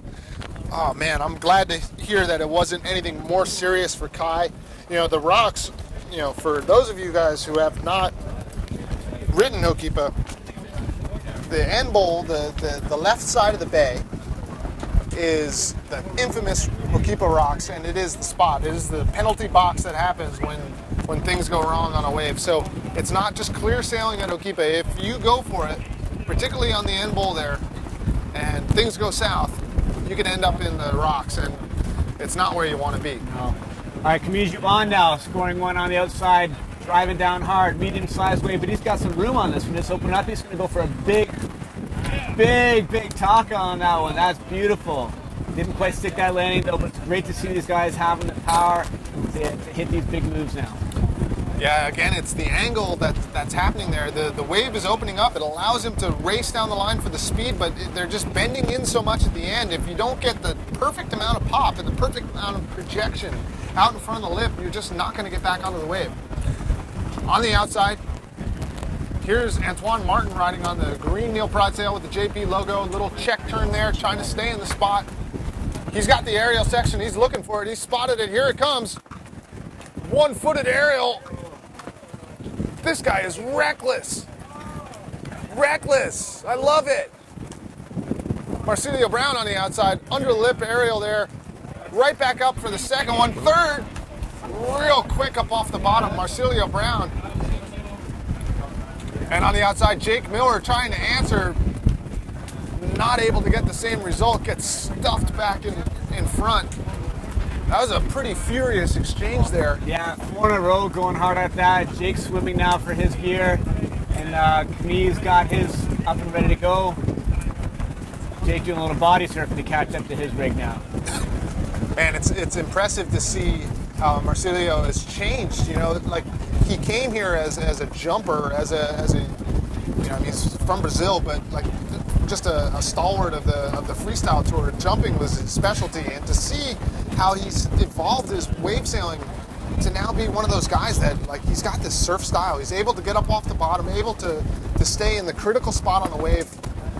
You know, it's really impressive to see how Marsilio has evolved. Antoine Martin tacking on a 1AC here. He's charging up hard. It's already peaking. He's going for it. See if he can get the end bowl on this one. This is an all or nothing spot here. Yeah, it didn't quite work the way he wanted. He was taking a chance on that. He's not going to spend any more time on it. He's just going to go and reload. Everybody repositioning, doing the little upwind dance. I tell you, you check out the two photographers down there. This is something that I do all the time. I swim down there. I don't personally like being out there during a contest. You know, I have this reoccurring nightmare of being in the pit underneath somebody when they're trying to make their heat for the Aloha Classic, arguably the most prestigious windsurfing event in the world. It's a little bit of a dangerous spot when you're the photographer. You don't want to be in the way, so they've made their way down to the end bowl. Hopefully they're getting some good shots. So right now in Heat 5, we have Marsilio Brown in first spot. Highest scoring wave, we have an 8.88. Spectacular. That's one of our tallest ones so far. Camille Juban is in second spot. He's got a 6.6 and a 5.95 in there. Antoine Martin's in third with Jake Miller in fourth right now. I'd really like to see Antoine Martin do one of those really progressive maneuvers and land it cleanly. I'd love to see what sort of score you get for, you know, a giant one-footed aerial. Or, I mean, I know he wasn't trying to do the no-handed aerial, but I mean, what would you score that, you know? Yeah, I don't know. That fortunately didn't leave any lasting effects on him by the start. He was right back charging it and going for the big one-footer after that, but he definitely had a good sail kiss on that one before. This is an end bowl that's coming in for Camille Juban. Really different sort of looking wave, a little bit of westerly direction. Yeah, it's got a different angle to it, doesn't it? He's going Aerial hard up off the lip. Oh, he checks his tail on the foam ball and gets bounced off. Here's Marsilio Brown. Brazinho up underneath it. Yeah! Beautiful end over end 360 from Marsilio. Just perfectly vertical. Beautiful maneuver. Wow, great wave, great move. All right, so Jake Miller has made his way back out there, and Antoine Martin is out on the outside, both in position for scores now as Marsilio and Camille work their way back out. You're watching heat number 5A of the 2013 JP Aloha Classic. JP, the right stuff for radical action. This is Ho'okipa Beach Park, the epicenter of windsurfing. This is the most famous windsurfing event in the world, and beautiful conditions out here today.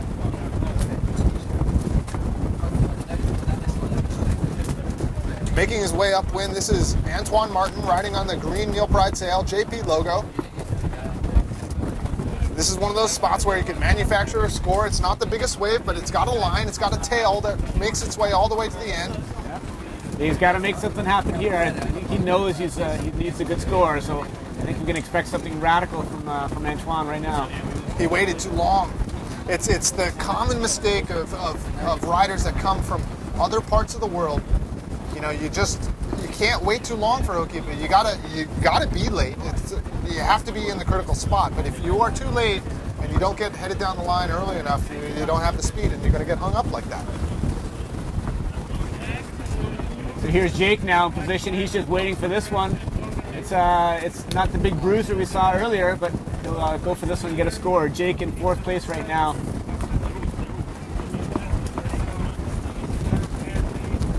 All right, Jake building up speed on this one. Nice bottom turn.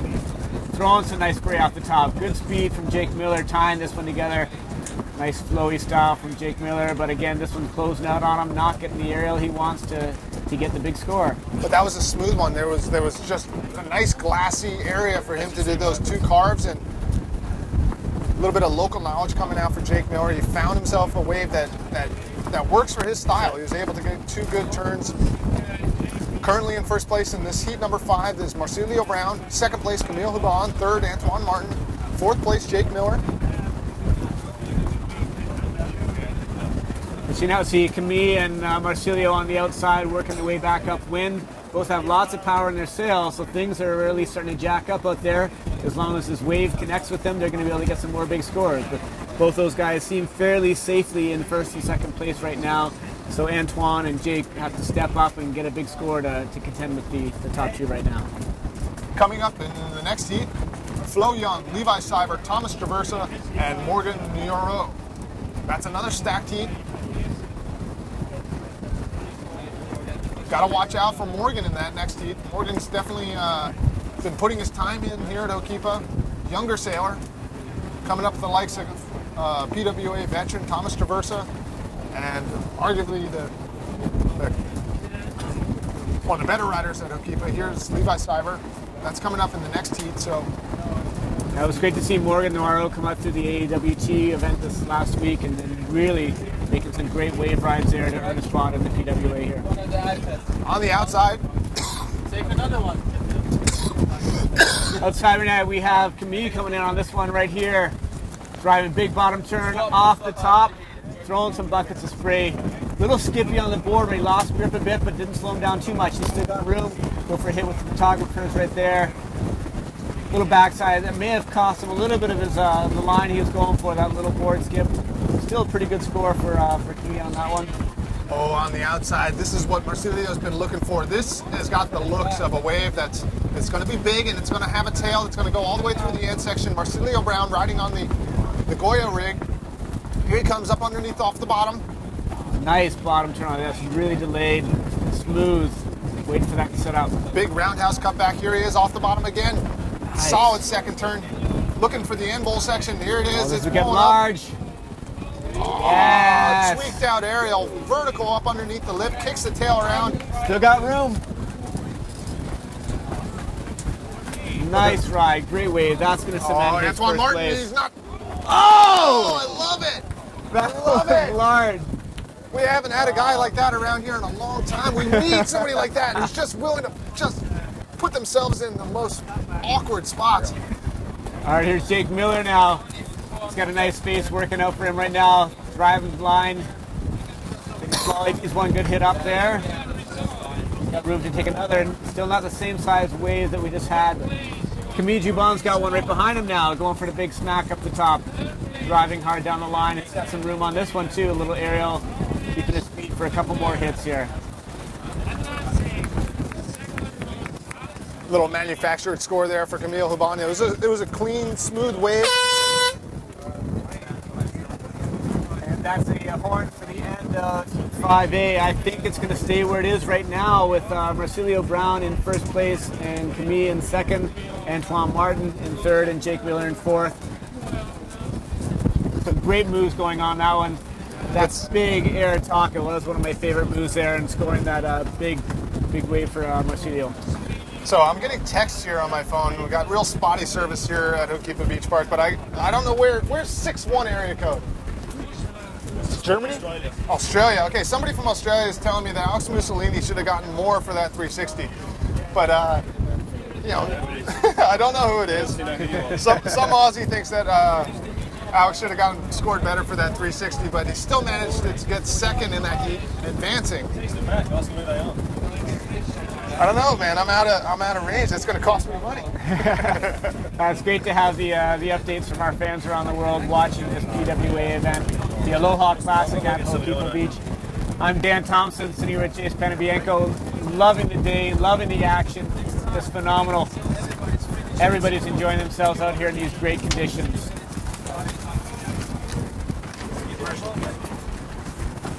Right now. All right, we're heading off to commercial now. We'll be back for heat number 6.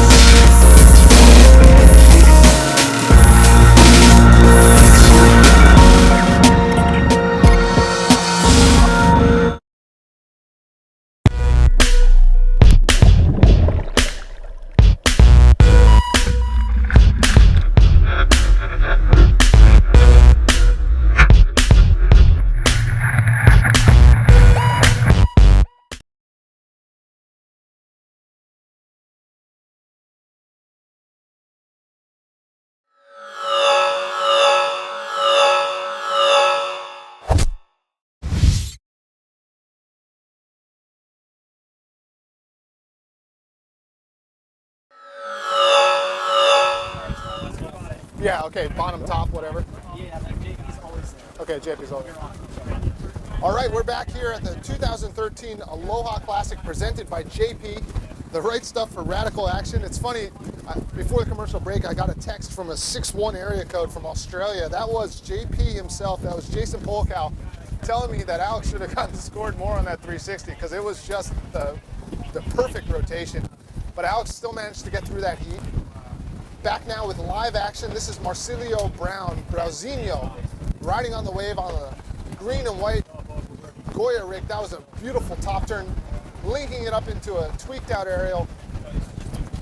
And one final turn for Brauzinho. Beautiful wave, not the biggest wave, but That's Levi who just came in on that one, I think now. So we are in our, yeah, that's going to be heat 6. So Flo Young, Levi, Thomas Traversa, and Morgan Noiro in this one now. all right, I should know what Levi looks like after all these years. My apologies for that.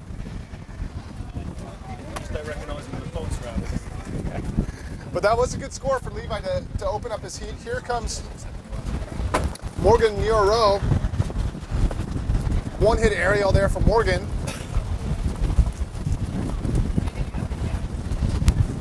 On the outside, that's Flo Young. Nice solid top turn for Flo. Linking it up into the second turn. He's got a nice little spot there for him, but oh, he goes down at the end. And on the outside, on the really bright Gaster rig, that's Thomas Traversa.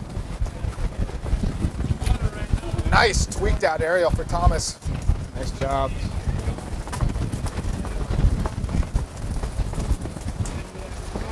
All right, Jace, Kai's going to be back in a minute here. I'm going to take off. It's been awesome working with you. Pleasure, Dan. Thank you very much. Dan Always- Thompson taking off. We'll talk to you guys in a little bit. I always like listening to what other people have to say about windsurfing. It's great to get different viewpoints. The viewpoint that I have is from the judges' tower.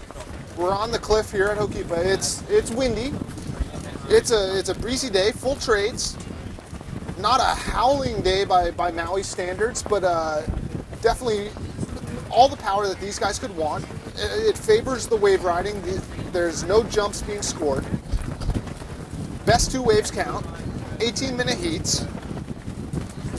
And the action has been furious. It's been great. Taking a little bit of time away from the family here myself to sit and watch Ho'okipa. Glad that you are with us. On the outside, a man that I know well, if time is any indication. This is Levi Siver riding on the Red Bull sail. Bottom turn. Throw tail off the top there. Here's his 360 and he's got it. Yeah, a little bit. Oh, nice 360 there. It wasn't the perfect spot, but Levi's got that move so dialed in that he was able to throw it around. Nice vertical 360 there for Levi Cyber. The iPad I replaced it with was only on So in this heat we have Flo Young, Levi Cyber, Thomas Traversa, and Morgan Niaro. So 2 locals and 2 Europeans battling it out here, 4-man heats at Hokipa Beach Park. Thomas is what on the world coach? What's that? Thomas is ranked on the world coach. And Thomas Traversa riding, doesn't like what he sees, kicks out. Morgan Niaro riding on the hot sail with the JP logo. Morgan stalling at the top. Now turning it down the line. Here's his top turn. He's got a big closeout section ahead of him. Bang off the top. Morgan Niaro. A little bit of a closeout there, but he managed to get his aerial in. Here's Flo from behind the section. Big aerial off the top, gets caught up in the foam ball. It's that direction I've been talking about all day. If you don't get the pop off of the aerial maneuver, the wave comes and gobbles you up from underneath. Real tricky spot there. This is Thomas Traversa. Got a real wally spot. Big goiter Taka mix. Hard to say what you'd call that one. It was a flat spin. Oh, he's going through the rocks now. Thomas Traversa currently in 5th place on the PWA World Tour, trying to get a good result here at Hokipa Beach Park. Beautiful Taka there for Thomas Traversa. You know, there's a difference. You could call the flock of the wave that same sort of rotation, but when you're attached to the wave, when you're sliding on the wave, and the Taka is when you're up over the lip, and that was a beautiful maneuver for Thomas Traversa. We'll be interested to see what the judges score him on that one. Currently in 1st place with 2 waves in his pocket, that's Levi Cyber. 2nd place, Morgan Niaro. Thomas Traversa currently in 3rd, waiting on a score, and Flo Young in 4th. Making his way to the outside, that's Flo Young riding on the RRD rig. All the way on the outside, you can see his sail just kind of peeking up. That's Levi Cyber, definitely in a good spot. Trying to force himself into a better position. This is Thomas Traversa kind of on the wave before. He's riding his way upwind. He's going to try to squeeze every last bit of power out of that wave to get all the way upwind and into the spot so he can get a run at the end bowl section. Here's Thomas Traversa. One-handed aerial. Gets gobbled up by the foam ball. Levi Cyber. Nice solid off the top. Big buckets of spray. Oh, here's his 360 again. He's got it. Yeah, Levi Cyber. Back-to-back 360s for Levi.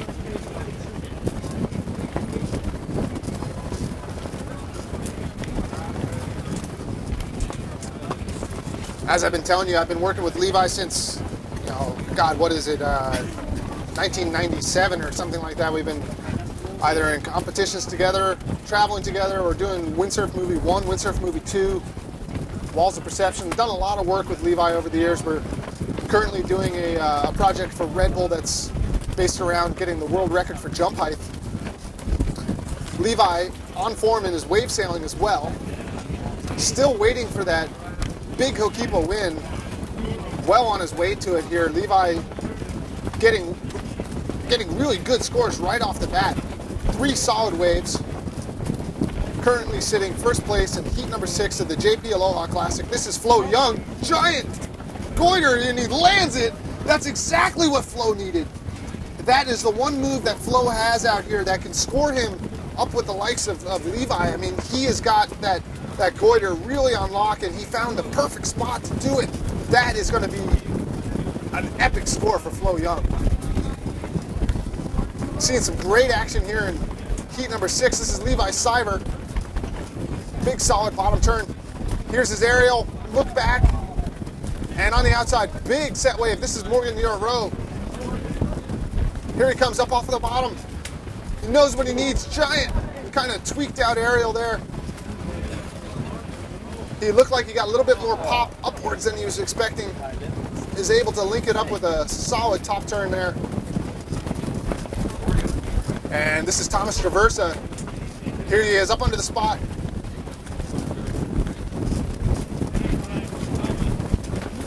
Solid 3 turns for Thomas. You could just see, if you haven't been at Ho'okipa, if you haven't sailed Ho'okipa, today is a little bit of a different day. You've got more of a wave angle that's really good. The wave angle is good. The waves are open. They're coming all the way from green trees, the upper part of the bay, and they're linking up all the way through the end bowl. But the wind direction or the wave direction is making it difficult for these guys to stay back in front of the face. It's definitely tricky. But in this heat alone, we've seen 2 360s from Levi, some really nice tweaked out aerials from Morgan Neo-Rowe, and Thomas Traversa got a couple good waves as well, and then obviously Flo Young with that goiter. I mean, some really high performance maneuvers already being on display here at the 2013 Aloha Classic presented by JP. It's 3-2. Coming up in the next heat, we've got Denell, Ezzy, Jammer, and Gilliman. That'll be the next heat. This is heat number 6A. Everybody doing the position battle on the inside. That's Thomas Traversa. Not on a wave, just looking for the tack to make his way to the outside. Thomas Traversa currently 5th place on the PWA World Tour. On the outside, the 3 riders first coming in, that's Levi Cyber. Just outside of him, Morgan Neo-Rowe, and all the way on the outside, that's Flo Young.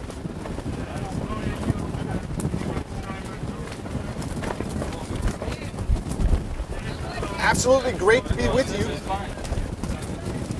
Seems like it's been forever since we've had a PWA event here at Ho'okipa Beach Park. Nice to see that the conditions are cooperating.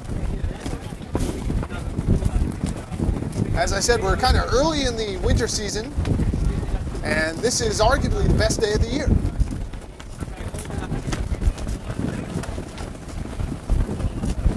We've got some results out of heat number 5. 4th place is Jake Miller. 3rd place is Antoine Martin.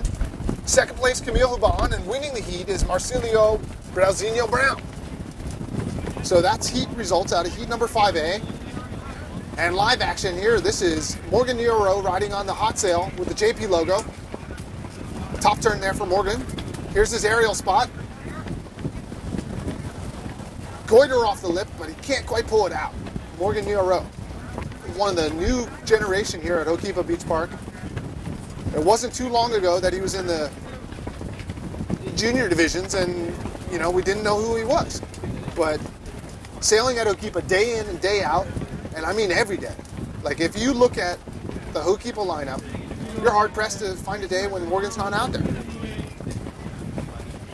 And that's the way you get better at Ho'okipa. It's time on the water. You can see that there's a little bit of a feeling out process that comes when you get the PWA pros that don't get the days and days on the water.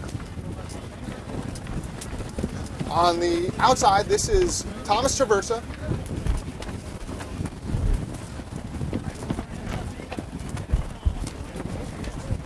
And here comes Flo Young. So both guys getting hung up in the whitewater a little bit. This is Flo. Yeah, he just looks like the wind wasn't quite cooperating with him for him there. On the outside, this is Levi Cyber. He knows what to do with this wave. Not going to make the same mistake as everybody else, getting hung up in the lip. 2 solid top turns, big buckets of spray. Levi Cyber's got his aerial spot. Here it is. Big aerial off the lip, clear projection into the flats.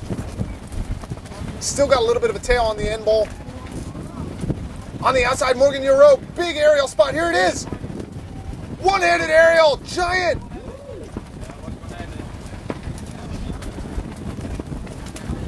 Solid top turn off the top there for Morgan to end off the wave.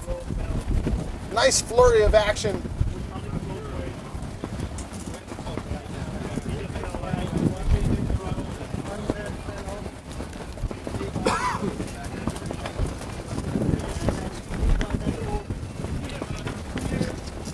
Currently in first place in this heat, Levi Cyber, followed closely by Morgan Neo-Rowe. Thomas Traversa in third. Flo Young in fourth. Flo Young got a 6.38. He got a 6.38 on that Taka that he did. Here he comes. He's trying to add to that score. Aerial off the lip for Flo. Big foamy end ball section. Kind of making the most of it there. So currently in first place with 15.4, that's Levi Cyber. Second place, 13.13, Morgan Nioro. Thomas Traversa nipping on his heels, 12.38. And 10.48 is this heat total score for Flo Young. So solid heat here. Everybody's got big maneuvers under their belt. And we got some big wave scores. Conditions seem to be improving. Got the wonderful smell of pizza being delivered from flatbread right to the judge's booth. Everyone is, yeah, great stuff for a radical appetite. Thank you to the flatbread company for coming through with pizza for the judges and the announcers. You'll excuse me if my diction becomes a little bit muddled. I see my partner in crime, Kai Kachadorian, coming back to the broadcast booth right in time for lunch. Thanks again to the Flatbed Company. A little bit of a lull in the action. Everybody's kind of... Here comes Thomas Traversa now. He was in my blind spot. Didn't see him there. 2 solid top turns for Thomas Traversa. Making the most off that kind of middling wave. On the outside, this is Levi Cyber riding on the Quattro board and the Goya sail.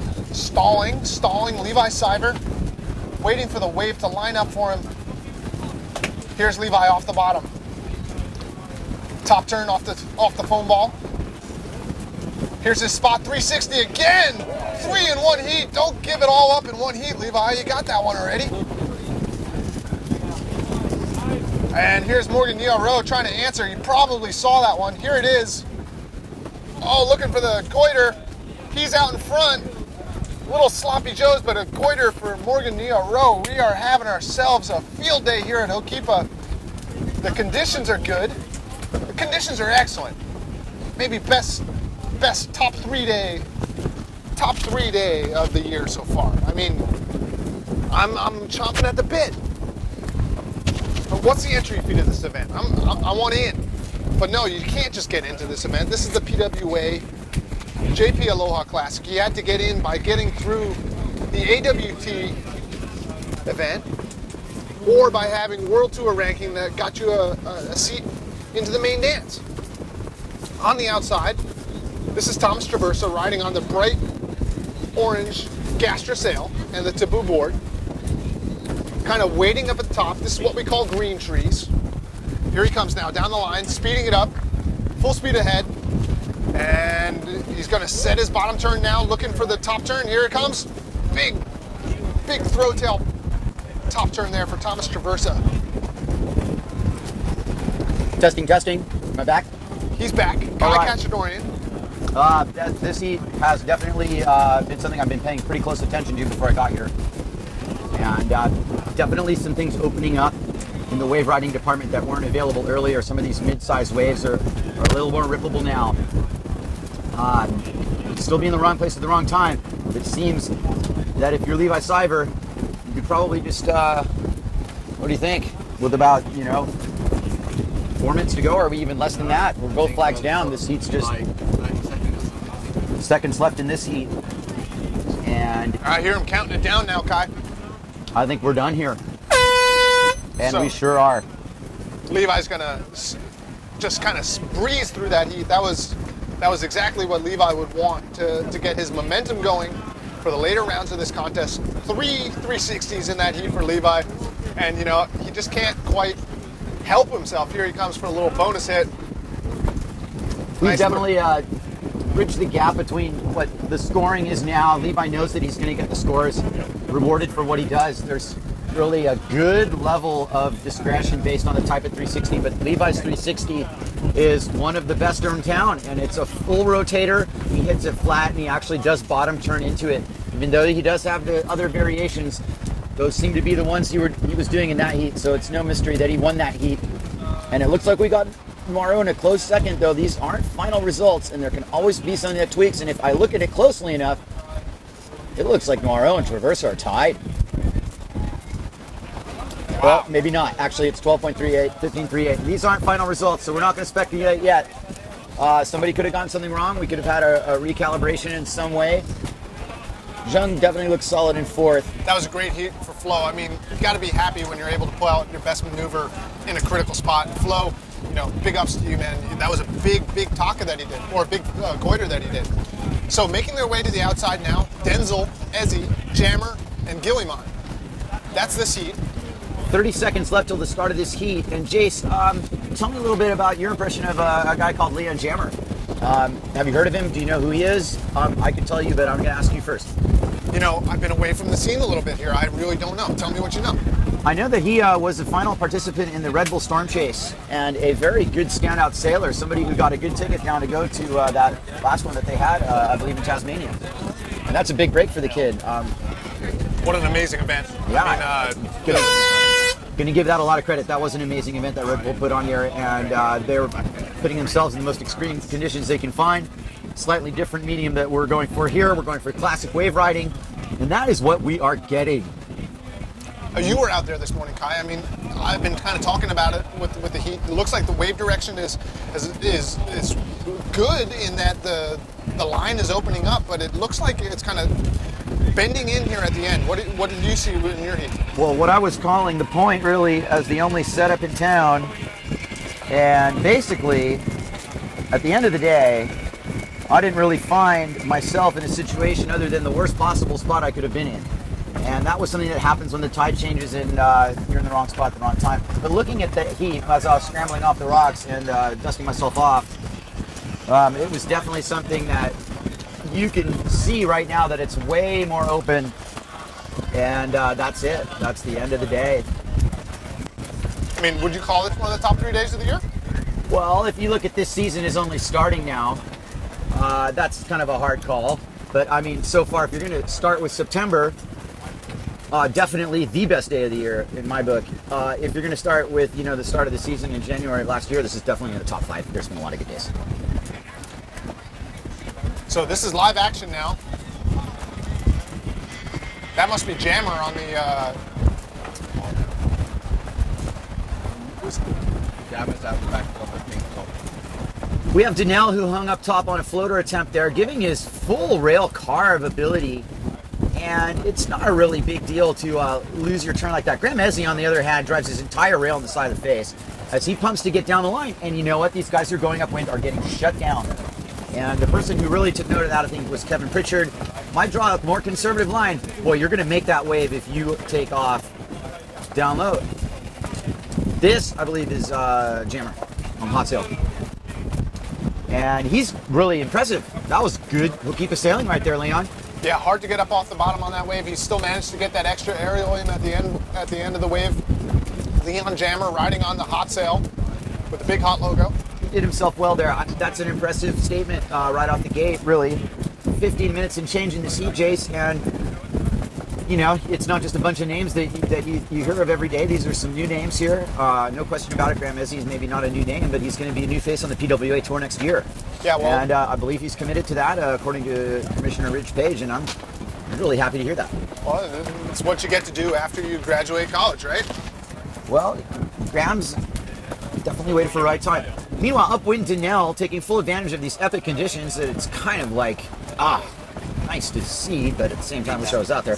However, Donnell making the most of his opportunity. 4 guys out who keep up. Postcard conditions. Aims his board down the line and now takes the line under the lip, which is going to project him enough, hopefully, to get his second turn if he bottom turns right now, which he does. And he does the off the lip, and it rewards him with the perfect timing of a local, basically, that he did that last bottom turn and he knew he was going to give it to him. And even more wisely, he kicks out early. So meanwhile, Jammer taking a point wave, which is going to grow fat. At some point, this wave's going to bog on him in terms of closing out maybe. If he makes this entire wave, I'll be surprised with this line, but he points it down the line, and he's going to hit the lip. Good size off the lip, and Jammer just catches his rails. A valiant effort. Really worth trying there, and hats off to him for going for it. Won't be a big score. That's kind of all or nothing in that spot there. He waited so long at the top of the lip, and if you don't get the projection, you're just not going to get around the end of it. Meanwhile, Guillemot going for his 1-2 hit combo really doesn't find anything but Donnell in his way as he tried to kind of link that turn, and I think he might have concentrated on Donnell when he should have maybe concentrated on one of his trademark 360s or goiters there. Because Guillemot's a guy who can do it on command. But anyway, his first wave of the heat, and he's on the board. How's that Robbie Nash heat? Oh, it's fun to watch, wasn't it? It's always good to see Robbie out there on the water. You know, it's nice to see him in a competition setting too, where you can have it all to yourself. It's worth the price of admission to get into one of these events. You get Hokipa to yourself. It's something that just doesn't happen. There's no day that goes by where it's this good and there's 4 guys out. You got that right. You would have to be somewhere else to have Hokipa like this with 4 guys out. I mean, even on Christmas, people are supposed to be opening presents, but if it's this good, the way it is around here, presents can wait. We can celebrate Christmas Eve. At any rate, Graham Mezzi is going fishing out there, and he's found himself what would probably amount to a good size Ono or something, a little bottom feeder. It's actually a really nice wave, but it's the first wave of his set, and as Donnell streaks in behind him, Graham commits to his line without much of a choice, actually. So here he goes. He straightens his board. He's going to arch his bottom turn under a good size, so keep a lip. It's an overhead high wave. As Donnell sets up, Graham goes for the 360, and he goes around, and he nails it. Oh, he knew he needed to be going fast for that, and he had the speed at the end to pull out that 360. Donnell basically lets the entire wave run by him until he gets his final bottom turn look. 1 hit Donnell, no hit Donnell. Well, that's just the difference there. You could see that Graham, with his local knowledge, he knew he needed to put his foot to the floor and power through that first turn in order to be in the spot to have an open section at the end of that wave.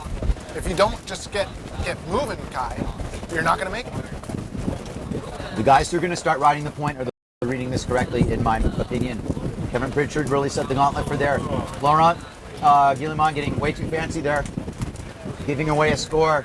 Leon Jammer can get right back in this, and he is going to not mess around, Jace. He is bottom turning under the corners with speed. He gets air into this section, lands on his fins, and he's going to continue this wave ride. Leon Jammer making a case here, Jace. Absolutely. That was a real poppy type aerial. He had projection off the lip, was able to get way out in front, and the wave didn't completely open up for him, but just about as good as you can do in that spot.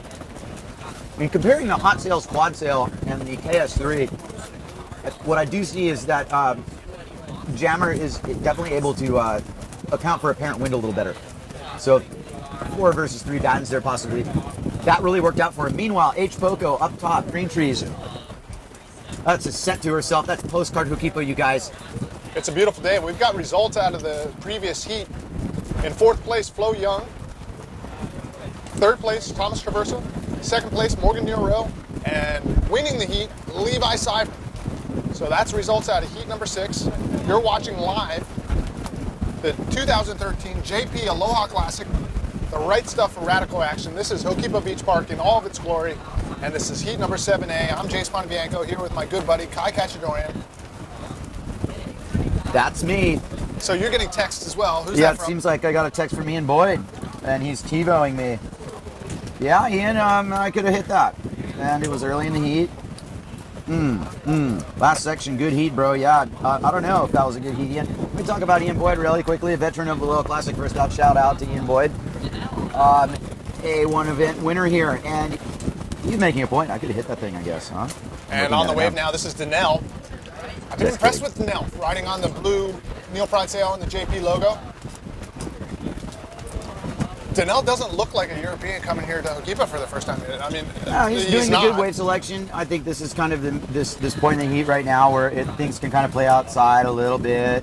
I definitely think that guys are going to look at certain opportunities that may or may not have had differently. Based on the fact that you're going to get another chance in a heat like this, there's lots of conditions to work with. We got 9 minutes and change. Graham Ezzi, playing the outside perimeter and doing so quite wisely. He's in first place, Kai.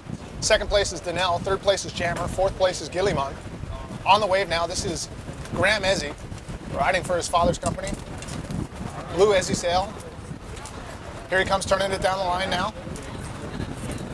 Getting his speed together up off the bottom. Solid top turn for Graham Ezzy. And backing it up with the second one, but he's going to have to accelerate here. It gets kind of closed out. This is a big exchange. Leon Jammer's on arguably one of the biggest sets of the heat for sure, while Laurent Guillemot on the insider is going to get under this lip and he gets pretty much vaporized.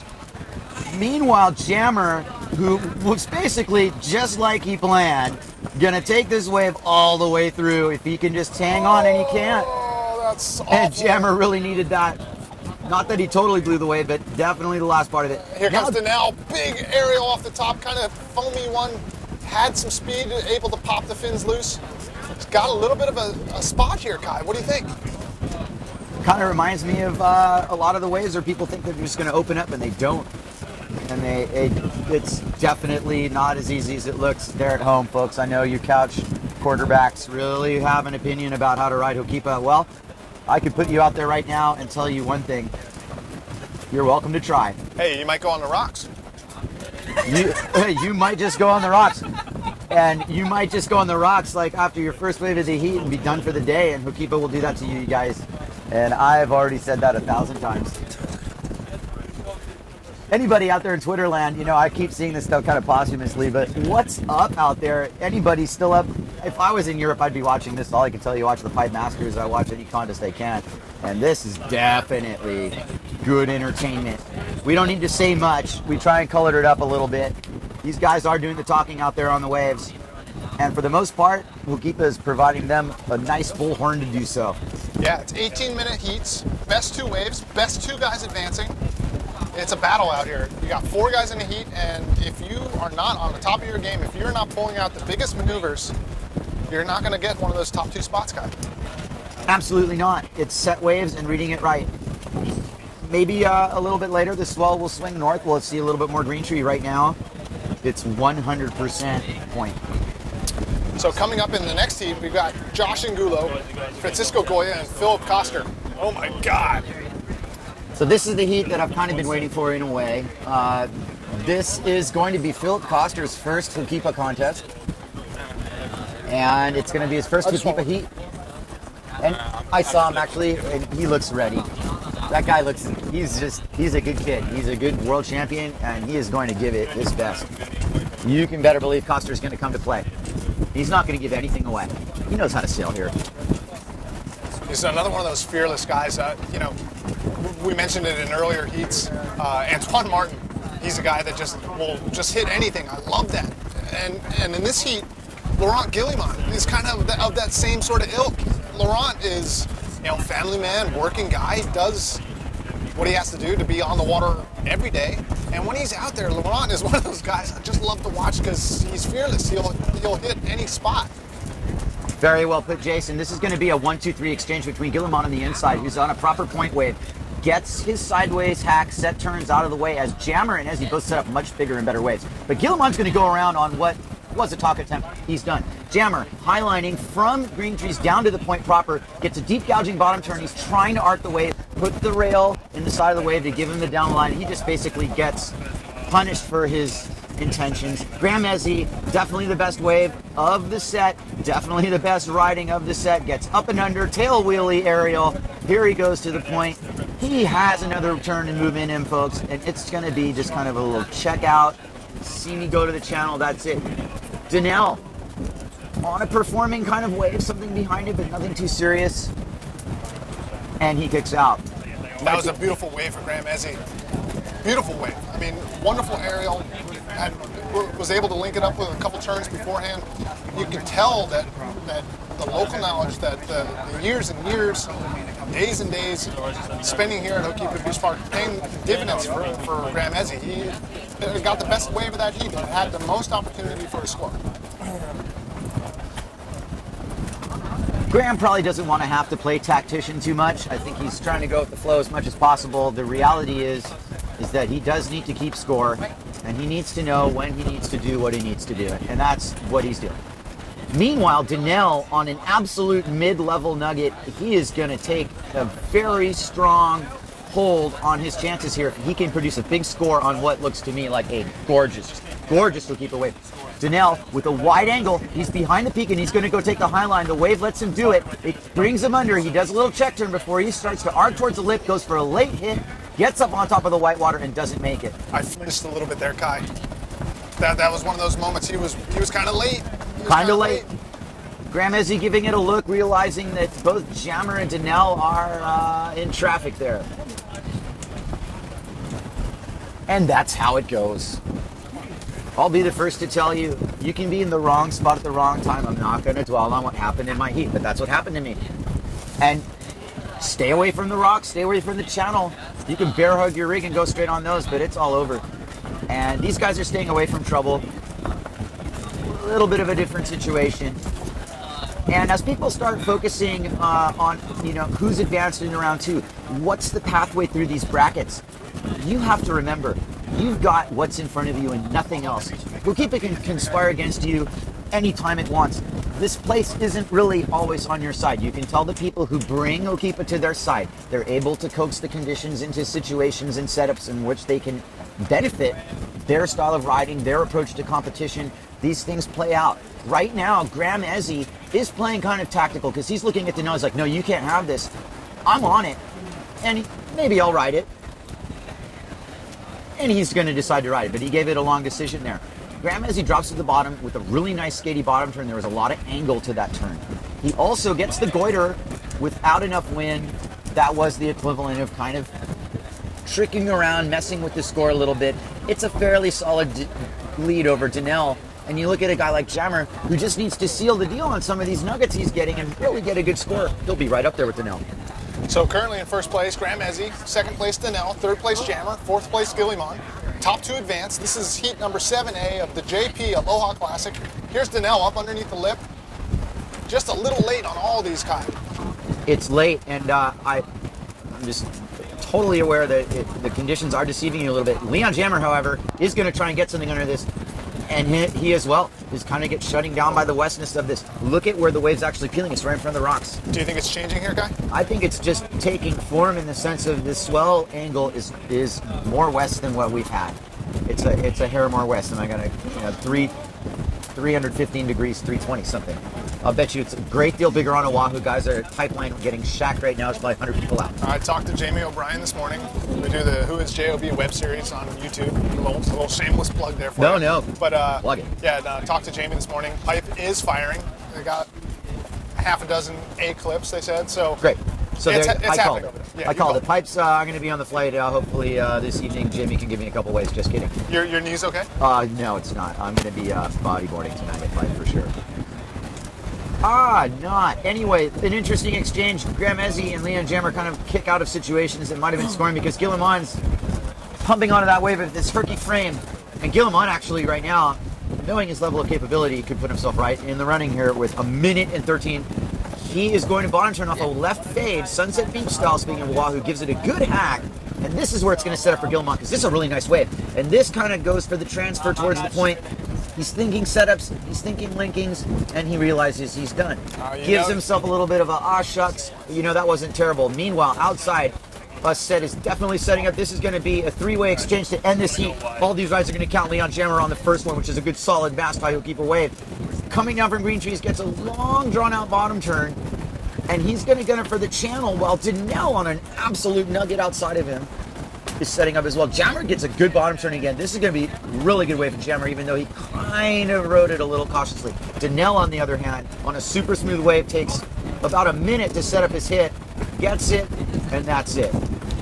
I would have taken Donnell's wave there. I'm playing armchair couch quarterback. I would have done that one a little different. It had a really nice line all the way. That wave was such a nugget, Jason. Donnell just looks down. He's like, "Sacre plume, merci beaucoup." Anyway, that was hard. What it was. I think Graham Ezzy's going to do this ride at the end. Graham Ezzy counts, guys. Judges do not stop scoring. And Ezzy's going to go around on a Taka. Hello. Yes. And he might have to back that up with nothing. That's okay. Judges are scoring it, not like they need to. I think Graham Ezzy has that one in the bag. And I don't know if Jammer caught Donnell, though Donnell left the door open on that nugget, didn't he? Yeah, you know, the road to hell is paved with regret. Well, I don't think that's where anybody's headed, but I'll tell you what, they're going to want to learn from that, and that's what this is about. And I'll voice a little quickly on, everybody thinks it's a huge advantage. Oh, all the AWT sailors had this warm-up.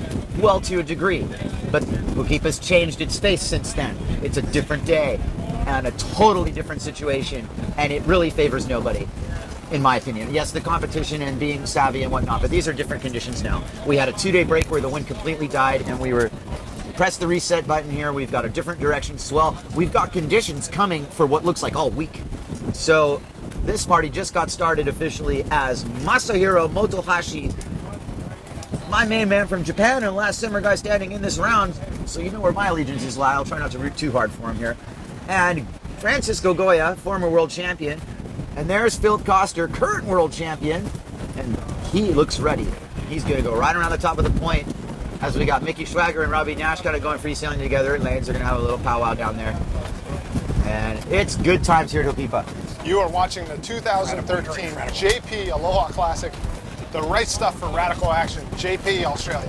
Jace, talk about this. I mean, you know, these three guys going out here, Mickey Schwager aside. I mean, there's Goya, Nash, and Koster going out at Ho'okipa, and I mean, the generations and historical value of that shot is incredible. And you to got someone Angulo like out the back too. and you got who's Angulo a at the who. back. You know, it's definitely a who's who.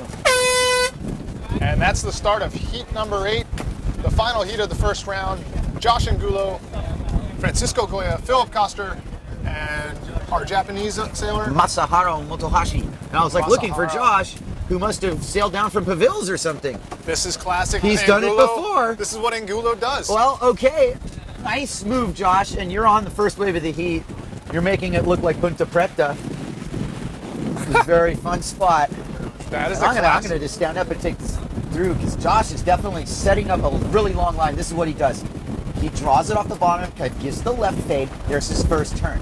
Check turn, sees how long he's going to go. Here's his first lip hit. It's an aerial. It's a completed aerial. Does he want to hit the white water? No, he wants to do his little Angulo Shangulo. It's a score, guys. Welcome to the dance. This is a stacked heat. World champions, karate masters aside. And Masa is fired up to be here right now. That was classic Angulo style, managing to poke his way out, get up to green trees, and be there for the start of the heat. It's a positioning battle, particularly when you're a bigger guy like Josh Angulo. I mean, Josh is a big dude, and to make your way upwind and to be in the spot, if you kind of go around the end there, it's not easy, Kai. What do you think?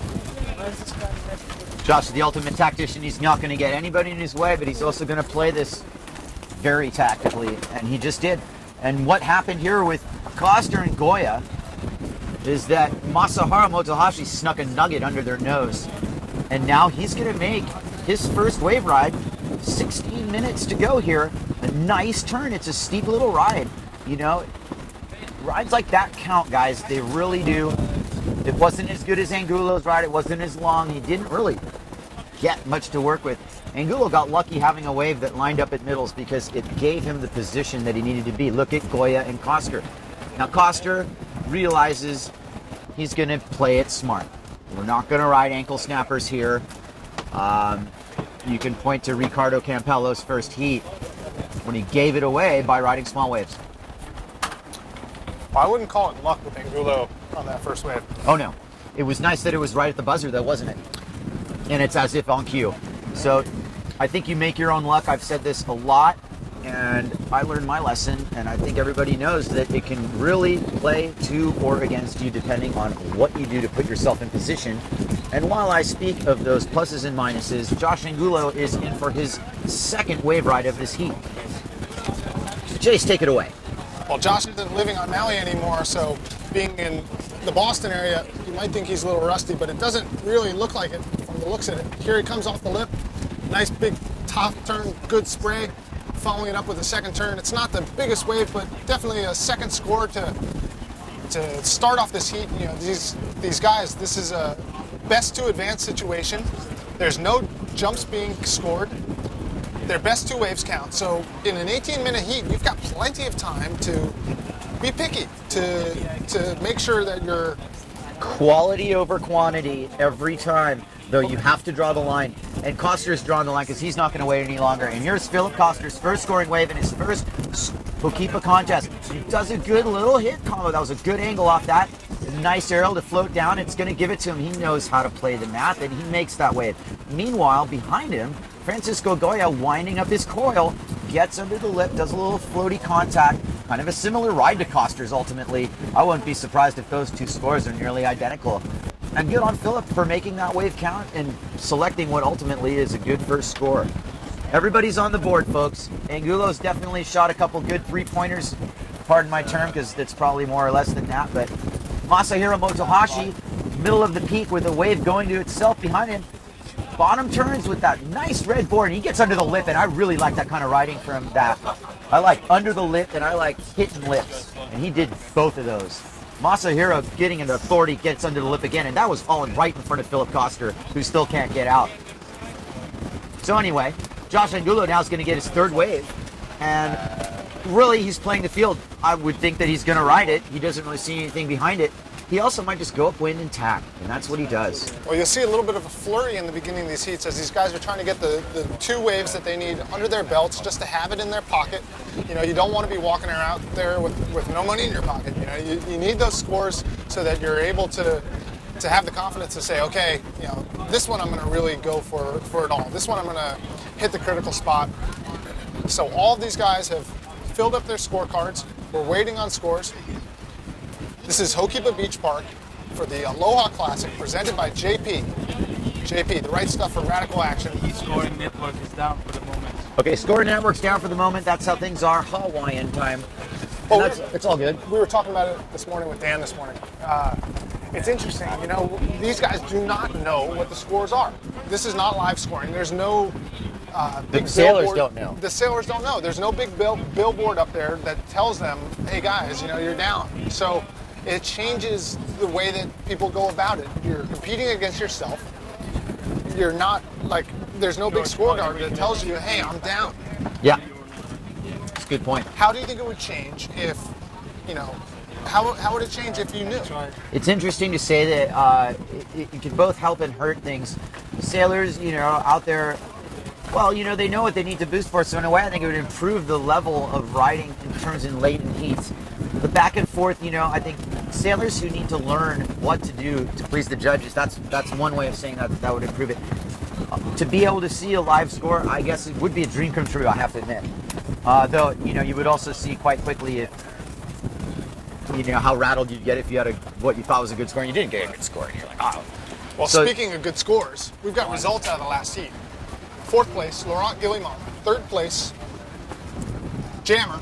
2nd place, Danella, and winning the heat, Graham Ezzy. So solid heat for Ezzy. I could see some similarities between Ezzy and Cyver from the previous heat before that. These are guys who are getting on a roll. These are streaky sailors who are really coming into their own. Jammer sailed a great heat. I got to give him a lot of credit. Philip Coster setting up on an absolute gem of a wave. And he's going to play patiently. He's not going to mess around. Philip kind of getting his board in the water, make sure it's tracking, make sure he's not going to blow his turn, playing it safe, but looking good. Philip Coster on a nugget wave with Josh Angulo behind him. As Coster now takes aim at 11, goes for 360, but he doesn't get it. That one looked a little different, didn't it? Looked a little different. He's got his vertical style, and I think you're really going to look at him saying he's specializing in starboard tack. But you know what? That wasn't shabby at all, and he hit the lip pretty good. And it's going to be at the end of the wave ride, so it essentially is just going to augment what have been a kick out or a straight out. That was a good wave from Coster. And here comes former world champion Francisco Goya riding on the white Goya sail. Really kind of setting it up here for one good hit. Nice, solid top turn, but gets swallowed up as it goes a little too far around. This day is really weird, Jace. There's a performance element to it that's not happening the way the other day was, where you can surf style it. I think it's the wind angle and the swell angle kind of conspiring to create what is a tough angle of wave riding, and you've got to be super selective. And I just keep thinking about Kevin Pritchard on the point. But things will change and are changing, because upwind Masahiro Motohashi, my main man from Japan, with the magic red board, has a super nice upwind nugget. This is really a nice wave. I'm fond of these upwind ones. We'll see what he turns it into and what it does turn into as he takes aim towards the point. Here's his first line, a really good bottom turn with a lot of lip line contact, but he just gave it a little too much. Little too much from Massa there. That's no big deal. That wave also only looked good on the outside, didn't really provide himself much to go through. I guess we'll stick to the point, though. It's kind of baiting guys up there. And that is definitely to be considered. You are watching the last heat of the first round of the 2013 JP Aloha Classic. This is Josh Angulo, Francisco Goya, Philip Kosser, and Masato Motohashi as Josh Angulo now looking at it from the top looking down. He has got command of this heat and he's got a really nice wave here as Josh Angulo representing Cabo Verde is off the top, hitting the lip, takes the section. Now he's going to bottom turn around this and actually link a wave. First time I've seen it in a while. Nice wave from Josh. out the back, Philip Koster's got a good spot here. He's streaking down the line, big aerial spot. He went a little early, didn't like what the lip was doing, kind of muscles his way out of an aerial there, but he's got to be disappointed with that. The lip just didn't quite do what he's expecting, and he was just a little early. Koster, a victim of the conditions and nothing else. I've seen Koster do gigantic aerials out here. Fully capable of turning that wave into a high score. I will say he misread it a little bit in my opinion. That's just me. Maybe took it a little bit too far to the channel, and it's hard to either play it too safe or whatnot. I did exactly the same thing. It put me straight on the rocks. And basically, that wave gave him a score. Let's not say it didn't.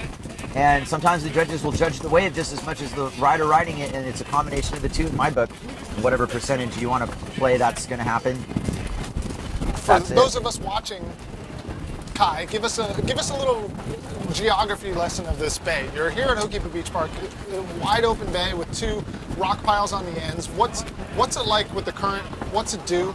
And what's it like when you actually go on the rocks? Well, going on the rocks is going to happen, can happen any day of the year. You can sail right on them, obviously. But the current can either hurt or help you. And I think today the instance is basically just a big set rolling you and the tide being different because it's not the same situation now that it was back then. That's for sure. Conditions change quickly here. Motohashi. You can just call him Massa. And he's upwind, playing it.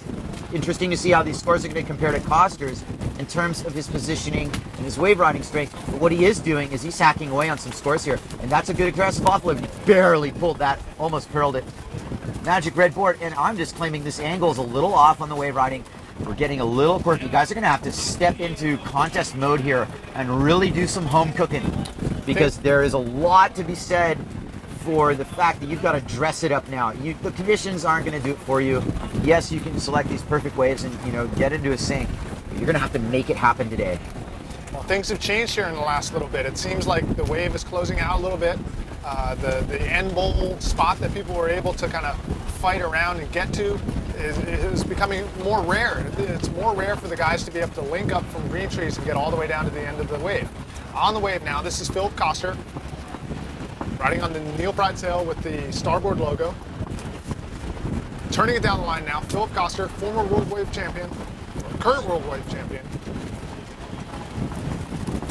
Another wave that kind of shuts Koster down, and interestingly enough, Angulo on the outside is like, okay, now, I think Josh could have torn that wave to pieces actually, but He maybe probably looked at Koster's a little bit and was like... He either looked at Koster's and actually sees Goya on a set and scrambled to the outside thinking that the mother of all sets was out there. That's exactly what he did. He's like, there's a set outside, oh my goodness. And the wave he kicked out wasn't that great, but maybe he did give a little edge to whoever's going to be challenging him right now. Goya's going to have to do something pretty significant to do it. And he winds up his trademark bottom turn. Gosh, I love Francisco's bottom turn. It's so well positioned. Such good body English. Such good use of that lanky frame that he has. And he's always been able to punch through sections like that with authority. And he makes the most of that wave. I will say that maybe right at the end you were waiting for some sort of really super explosive something. But he pulled through there. And that's probably his best wave score. Yeah, I think he left a little on the table there, and it might have been the photographer just kind of lurking a little too close. There was a line there that he could have hit for that aerial, and Photog was just a little bit in his view. I wouldn't be surprised if that kind of got in his mind a little bit. Yeah, you don't want to hit anybody. We're coming into the second round, everybody, and everybody who advanced out of their first round heats is going to be looking to do the same in the second round. We're already at, well, do the math. We are in the top 16 if this was the top 32. And that's a sweet number, because if you made it out of the top 16, you make it into the top 8. And I don't need to do any more math for you. As Philip Koster's done doing math, and he's going to town. Philip Koster is going to throw his body into this turn as he gets around in a good bucket of spray from Philip. Excellently done. It's going to be a good score. He's kind of milking it down to the point. This is still going to give him a chance to turn, which he does. Kind of does a little skitter turn. You know, we all do it. Didn't go on the rocks. I'll give him credit for that too. Phil Koster having a good first heat here. On the outside, Josh Angulo was patiently waiting for that set. He didn't like what he saw on a wave before. It turned outside. Now he's picked up a set wave all the way at Green Trees. Josh Angulo up off the bottom. Nice, solid top turn. Blows the tail out a little bit. Lining really nicely up all the way to the bottom. Here he comes, Josh Angulo. Josh making it look like Punta Preta back at home with that trademark hang back air, as Masahiro Motohashi has an absolute nugget on the outside.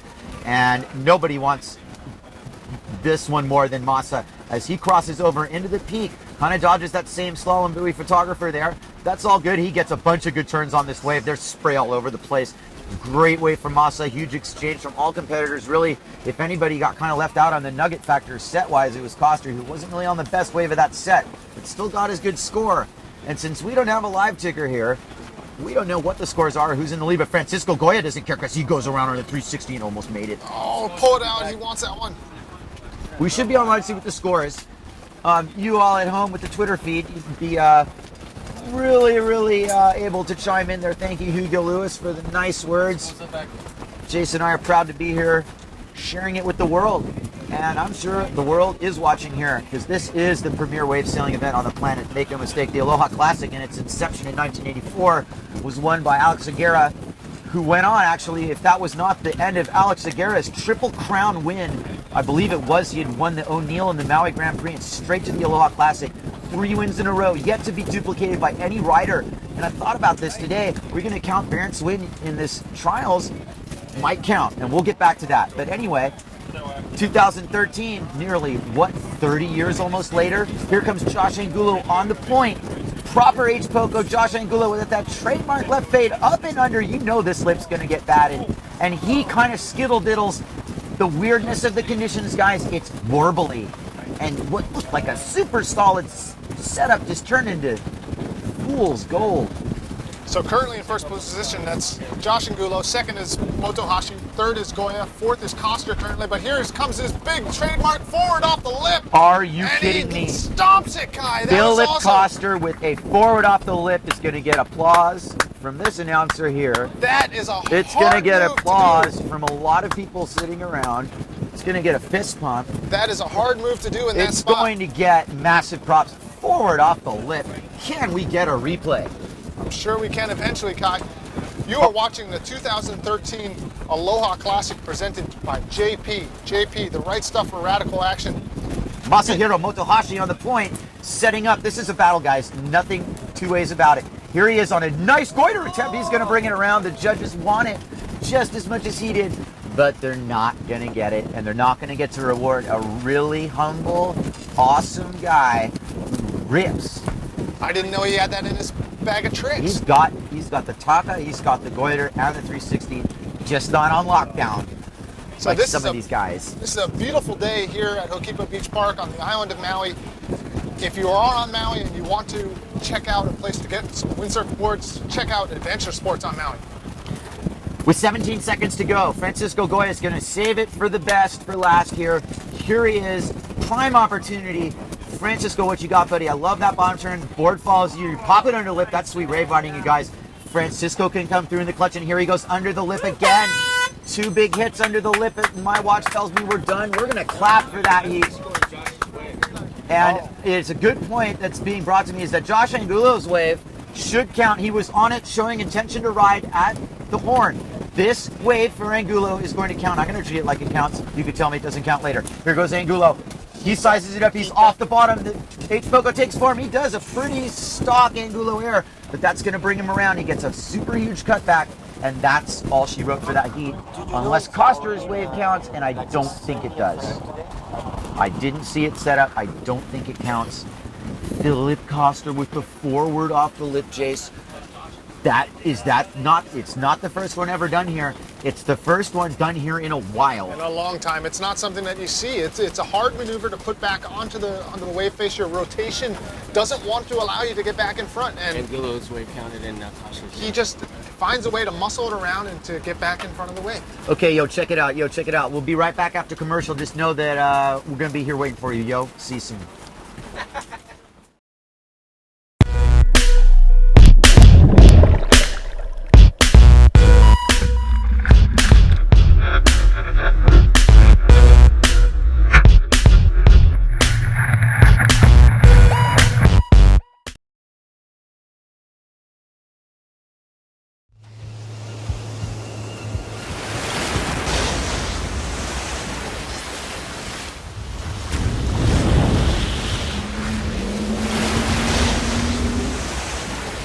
I am Philip Coster. My Maui Ultra fins are X-twins.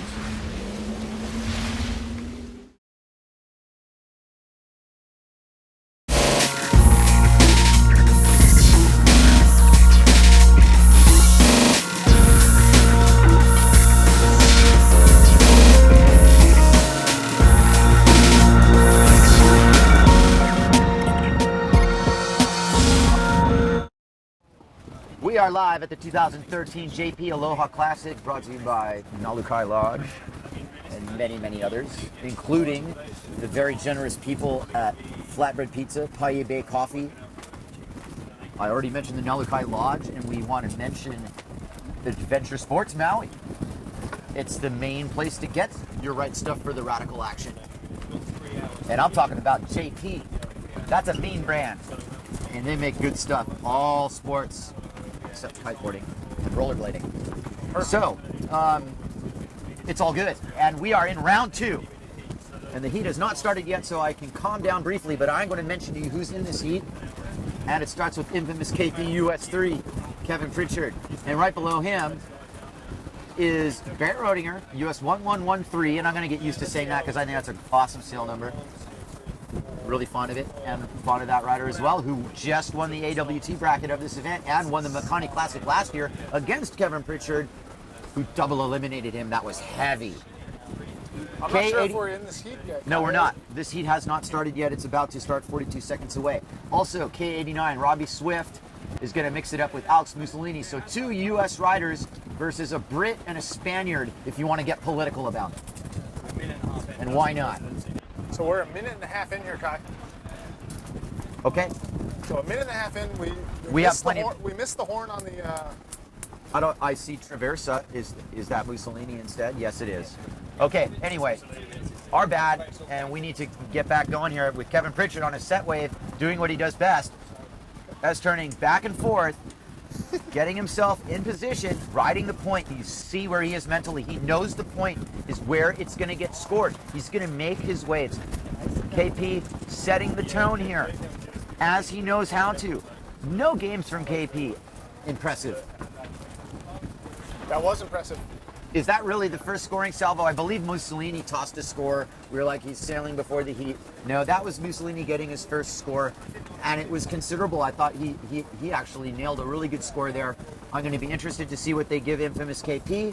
Meanwhile, upwind, Robbie Swift kicks out of a no-scoring situation or a low-scoring situation. Robbie Swift, let me talk about him briefly. This guy is a warrior who came back from a terrible injury. Not once, not twice, not even 3 times. How many times? I don't even know. That poor ankle of his. Well, you know what? He is here sailing like it didn't even happen. The steely resolve of a consummate professional athlete. Robbie Swift, after he did what he did, was it Pozo or warming up at Tenerife, or at that point, he only missed, by the nature of some of these events not happening, he's still got a really good shot, actually, at having a solid year-end result. Maybe out of reach of a title,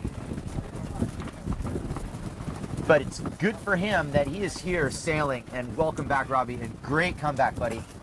We'll be watching you, and you know, he's sailing really strong, no question about it. It's a special sort of person that can come back from injury like that. It's so frustrating to not be able to go windsurf. I mean, for those of you guys watching around the world, you don't get to windsurf every day. I know how you feel. It's hard, and it's even harder when you're busted up and you got to get back to it. And Robbie has been able to get back from ankle and leg injuries.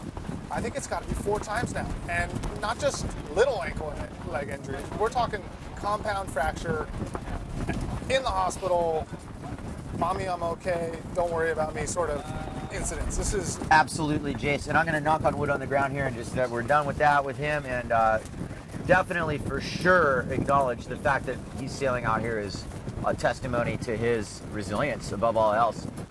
And on the wave now, that's Alex Mussolini, kind of with a wave popping up. This is a 4-way exchange the way I'm seeing it. I see 4 lines of corduroy and 1 rider on each one. Maybe Swift and Rodinger are going to get involved in a little bit of a transgression here as Mussolini sets up just like he knows how to, knows Hokipa just as well as anyone. Lines this up as he bottom turns his taboo board under the lip, and it really rewards him with a lip line, super skatey floater style.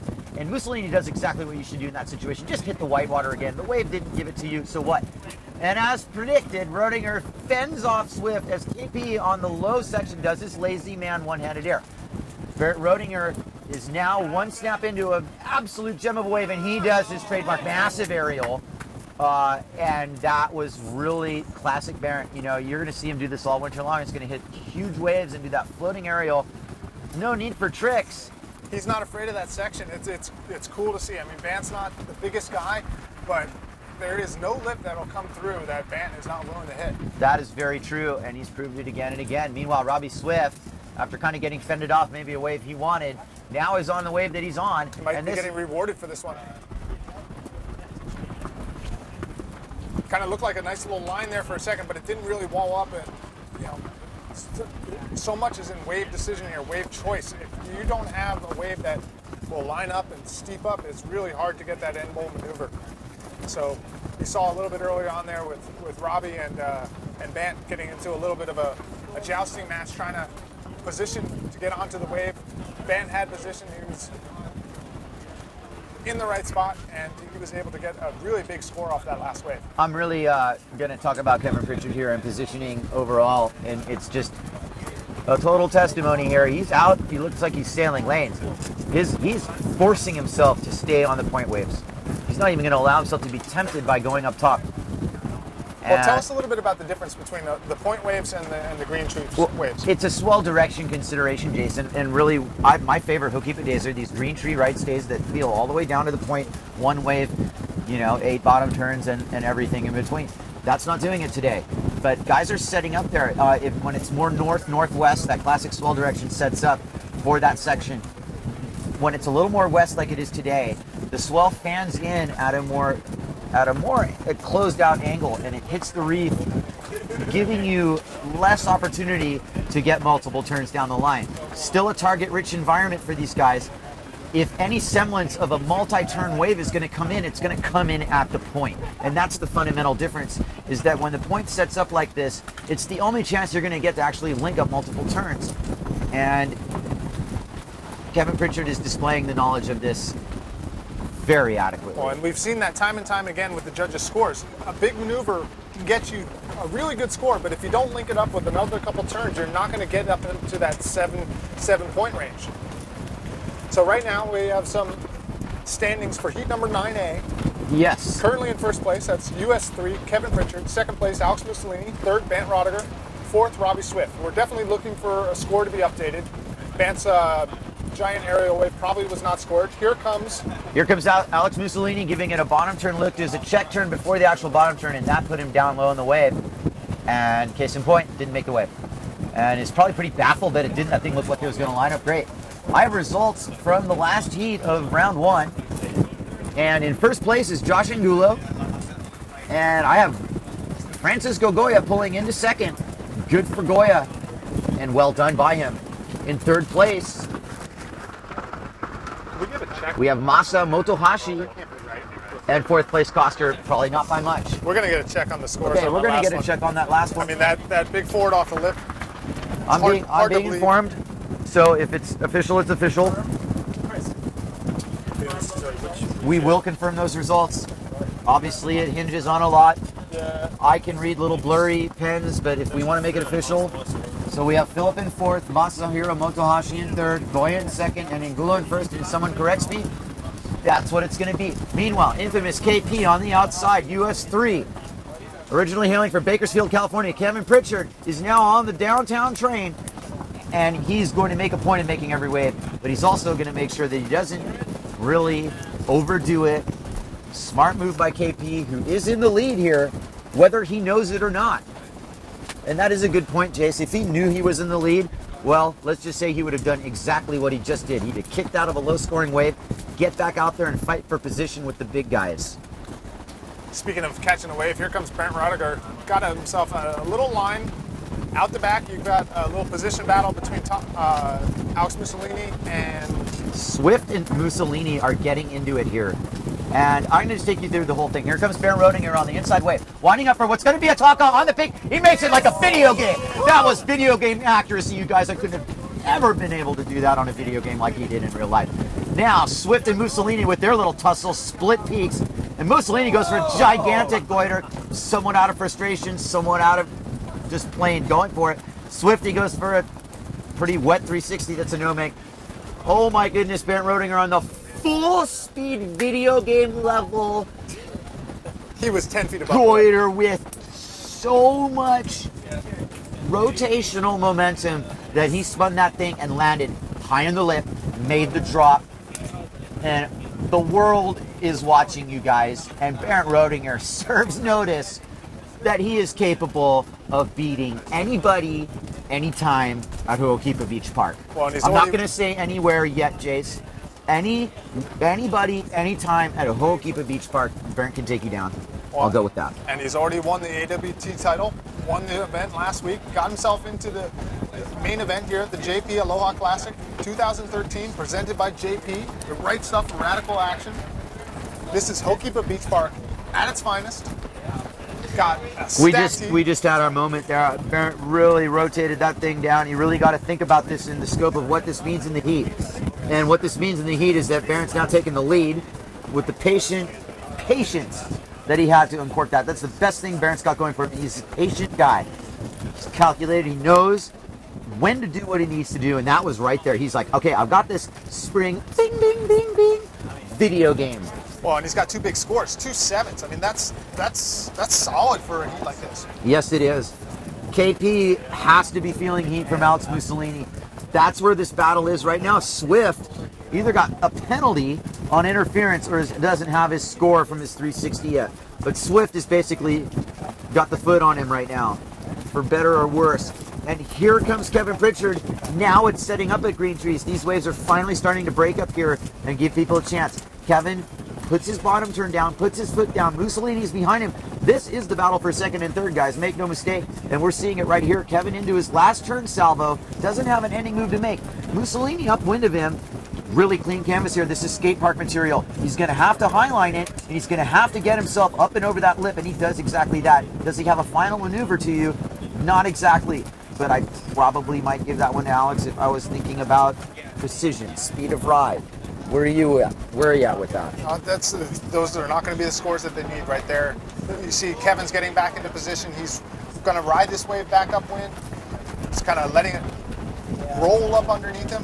Here he comes, Kevin Pritchard on the Ezzy sail with the starboard logo, waiting. And now he's going to turn it down the line, coming up under the lip. Small kind of aerial for KP. A little bit of a bumpy wave, but here's the second aerial, able to link it together. Kevin making that look really forced, if I may be able to say that, and that's all it is. It's the conditions not lining up for the same type of riding we've been used to, guys. You're going to need to adjust. Robbie Swift is no stranger to adjusting. He's upwind in a really good looking wave. Robbie Swift needs to put a score together here to get back in this heat, and he is going to get shut down by the section, and he's super frustrated. He's going to come in pretty much beat red frustration. He's really not a happy camper right now. This heat meant a lot to Swifty. It's slipping away from him. He's very aware of it. We're going to hear about little transgressions. They're not going to matter in the end. Brett Looking Rodinger outside. is now outside on the point, having taken command of this heat recently.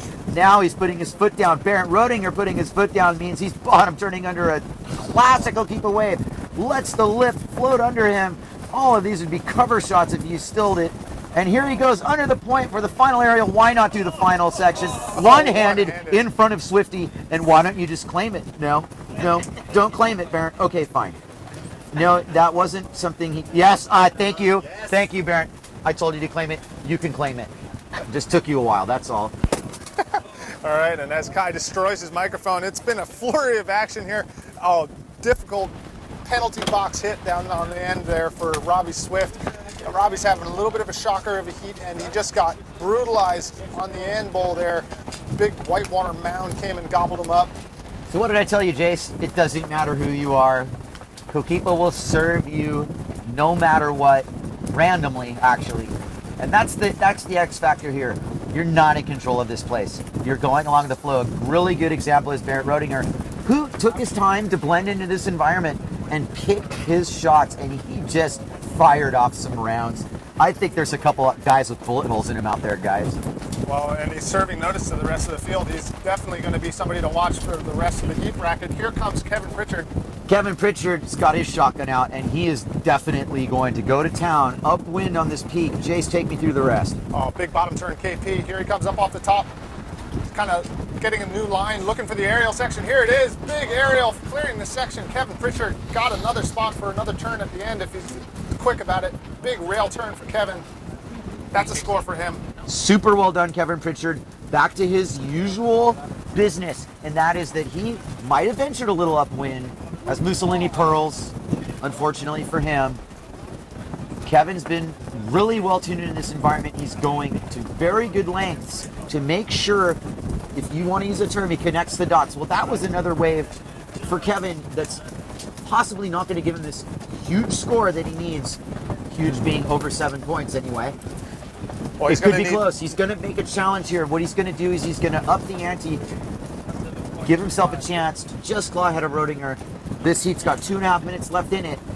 You look at how Rodinger's played this, just like he always does. Super patient, super selective, and I just can't say enough. Well, Rodinger's kind of untouchable now. He's got 3 sevens in the bag, and Kevin's got that 6.5. It's a good score, but would need something really exceptional to kind of bump into that number 1 spot. So it's a battle between second and third, Kevin Pritchard and Alex Mussolini, and Robbie Swift still looking to really get on the board with this first good score.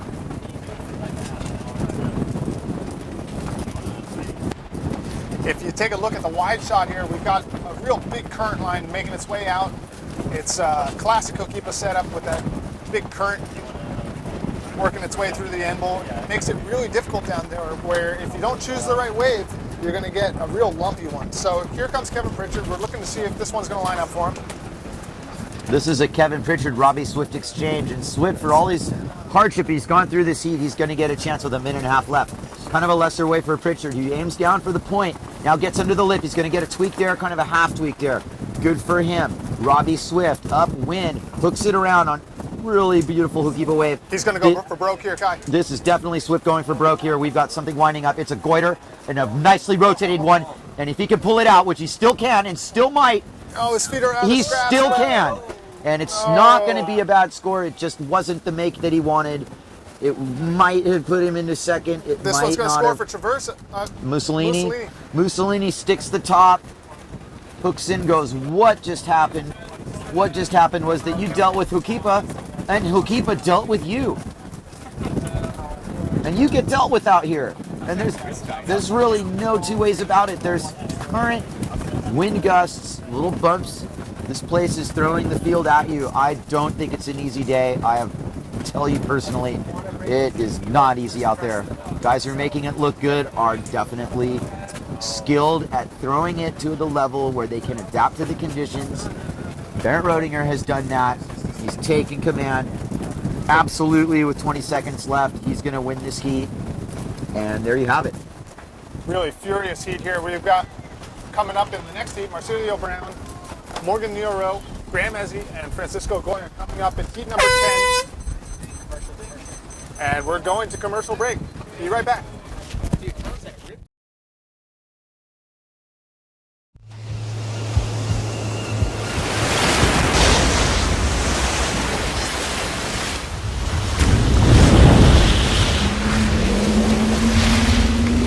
I'm Robbie Swift. My Maui Ultra Fins AX thruster.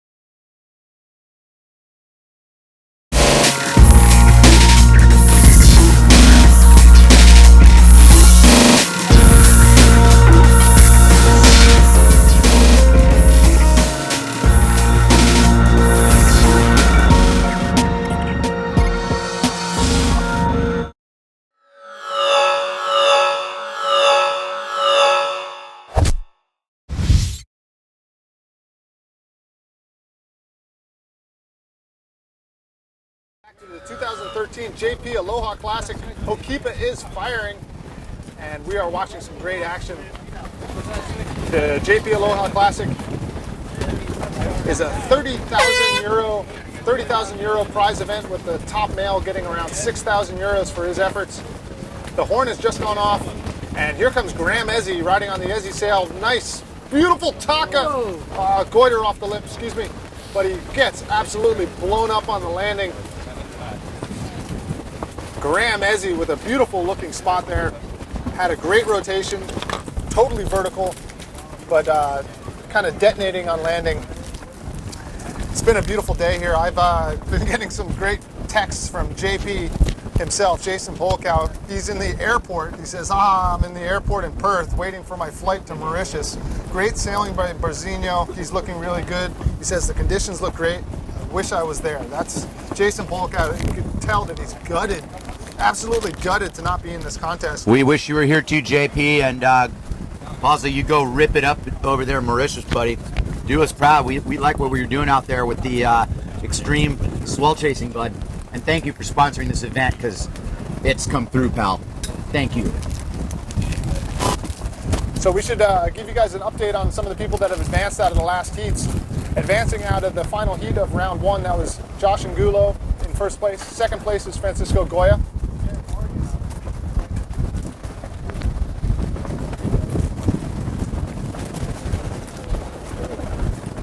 Check it, keep back it up again.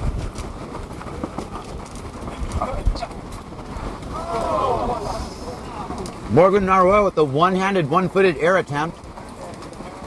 Didn't quite make it. Brazinho beelining down to the channel.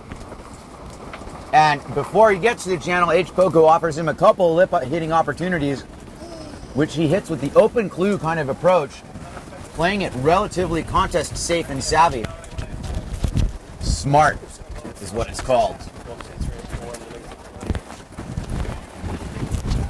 All right, so we have results coming out of heat number 9. Winning the heat is Bant Roediger, and second place is Kevin Pritchard, so they'll make their way into the third round. That'll be heat number 13. Right now we are in heat number 10 of the 2013 JP Aloha Classic. Marsilio Brown, Morgan Niaro, Graham Ezzy, and Francisco Goya battling it out. This is Francisco Goya on the outside. Nice top turn. Riding on the white Goya sail with the yellow board. Nice speed off the bottom, kind of a floater lip hit there. Able to link it all together for a nice vertical turn.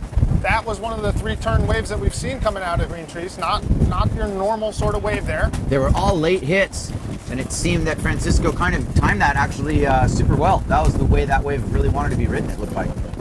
He did well there. That was a standout ride for Francisco Goya.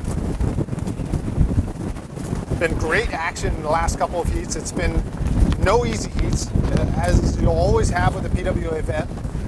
Good mixture between guys that have advanced out of the AWT event and made their way into the PWA event bracket. It's no easy heats, guys. That's just what we've been saying this year in year Every out. single heat in the first round could be a final. And that's a testament to the level out here. It's great. Well, maybe not, but close to it anyway. And it'll be interesting to see how Graham's able to keep up his momentum off of that last heat. He had such a good final heat out of that last round, so it'll be interesting to see how he does. And here he comes in on a wave. Graham setting it up right at the bottom part of green trees, more like running into the point at this point as he high lines his way across the front of the judges, and he winds a perfect goiter, but it just didn't give him that landing pad. The rotation was there, the momentum was there, and just the combination of the wind and wave angle denied him. That's the second time that's happened for him. It's the second time it's happened. It's definitely the conditions more than anything, considering how automatic Graham is on that maneuver. And it's impressive to see that you'll still get a good score based on the latter part of that ride having happened. I'd like to thank some of our sponsors. The 2013 JP Aloha Classic is presented by the Nalukai Lodge. And we are very thankful for the generous people at Flatbread for our lunch today. Yeah, thanks for lunch, Flatbread. And my coffee this morning at the Paia Bay Coffee House was excellent. So I missed out on that. be sure to go down and check it out. Great conditions, Hokipa Beach Park. About 4 foot, 5 foot in the sets if you're calling it the Hawaiian style by measuring it off the back of the wave. The wind is filling in. It's getting windier. We have not seen the peak of our wind today, I'd say. It's windier now than it was an hour ago. And riding on the wave, this is Marsilio Brown on the outside, riding on the Quattro boards and the Goya sail. They're going to cancel the heat, I've been told by head judge Duncan Phillips. We're scrapping this heat, guys. I don't know why. There's a discretion with something. For the scoring in the last round. Excuse me? For the scoring system in the last round, which is one of the guys in this heat, which is probably wrong. Okay, here's the deal. And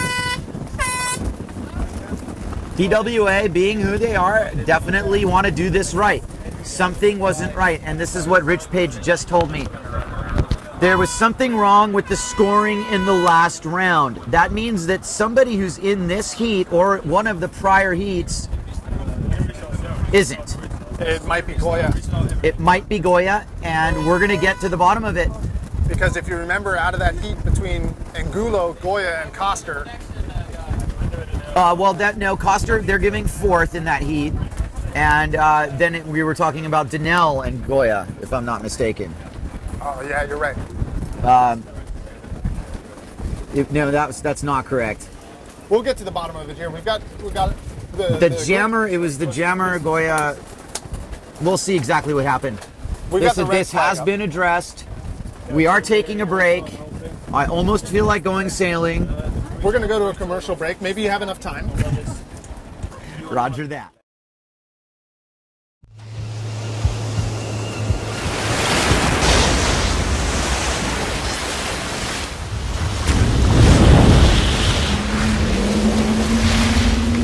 I'm Robbie Swift. My Maui Ultra Fins AX thruster.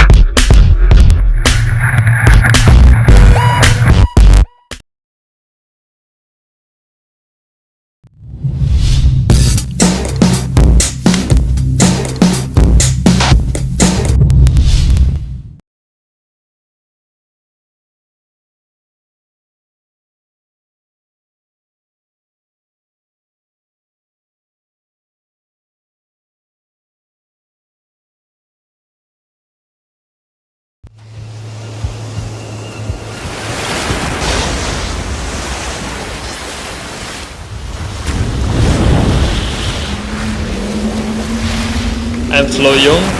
My Maui Ultra fins are the X Quads.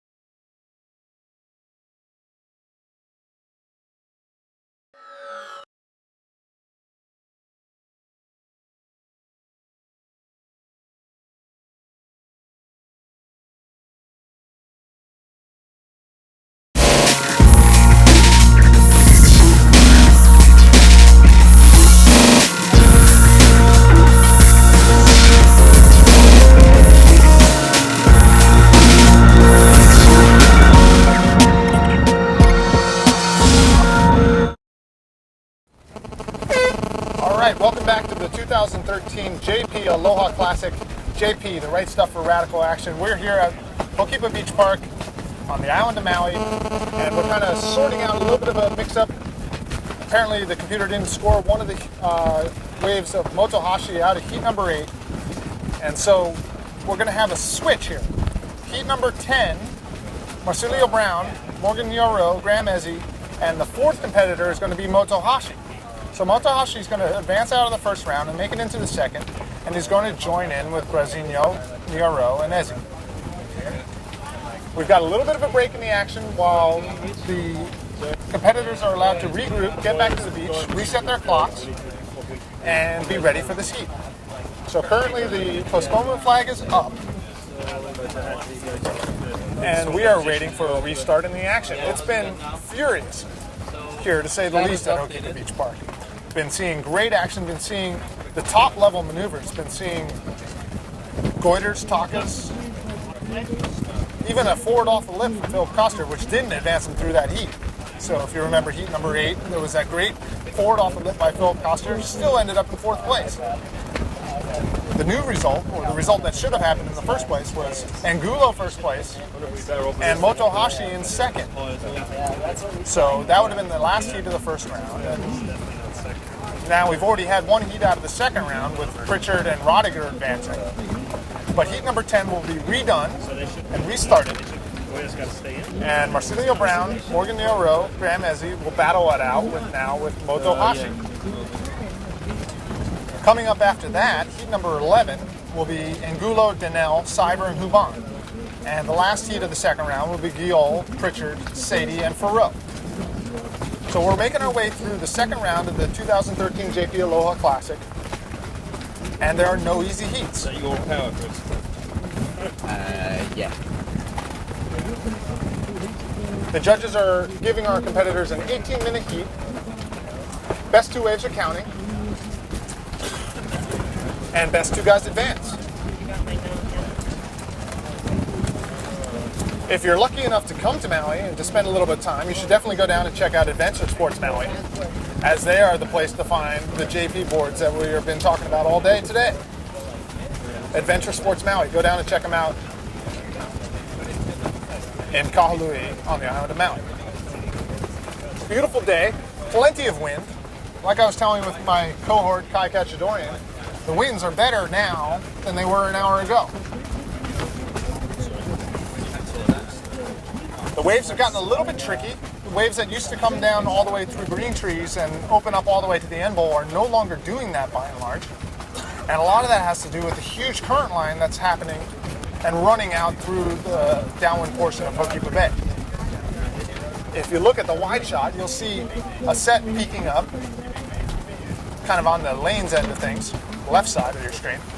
And that current is just ripping right through it. And it's causing all sorts of havoc with the waves. This is a good opportunity to switch players. Okay. Yep.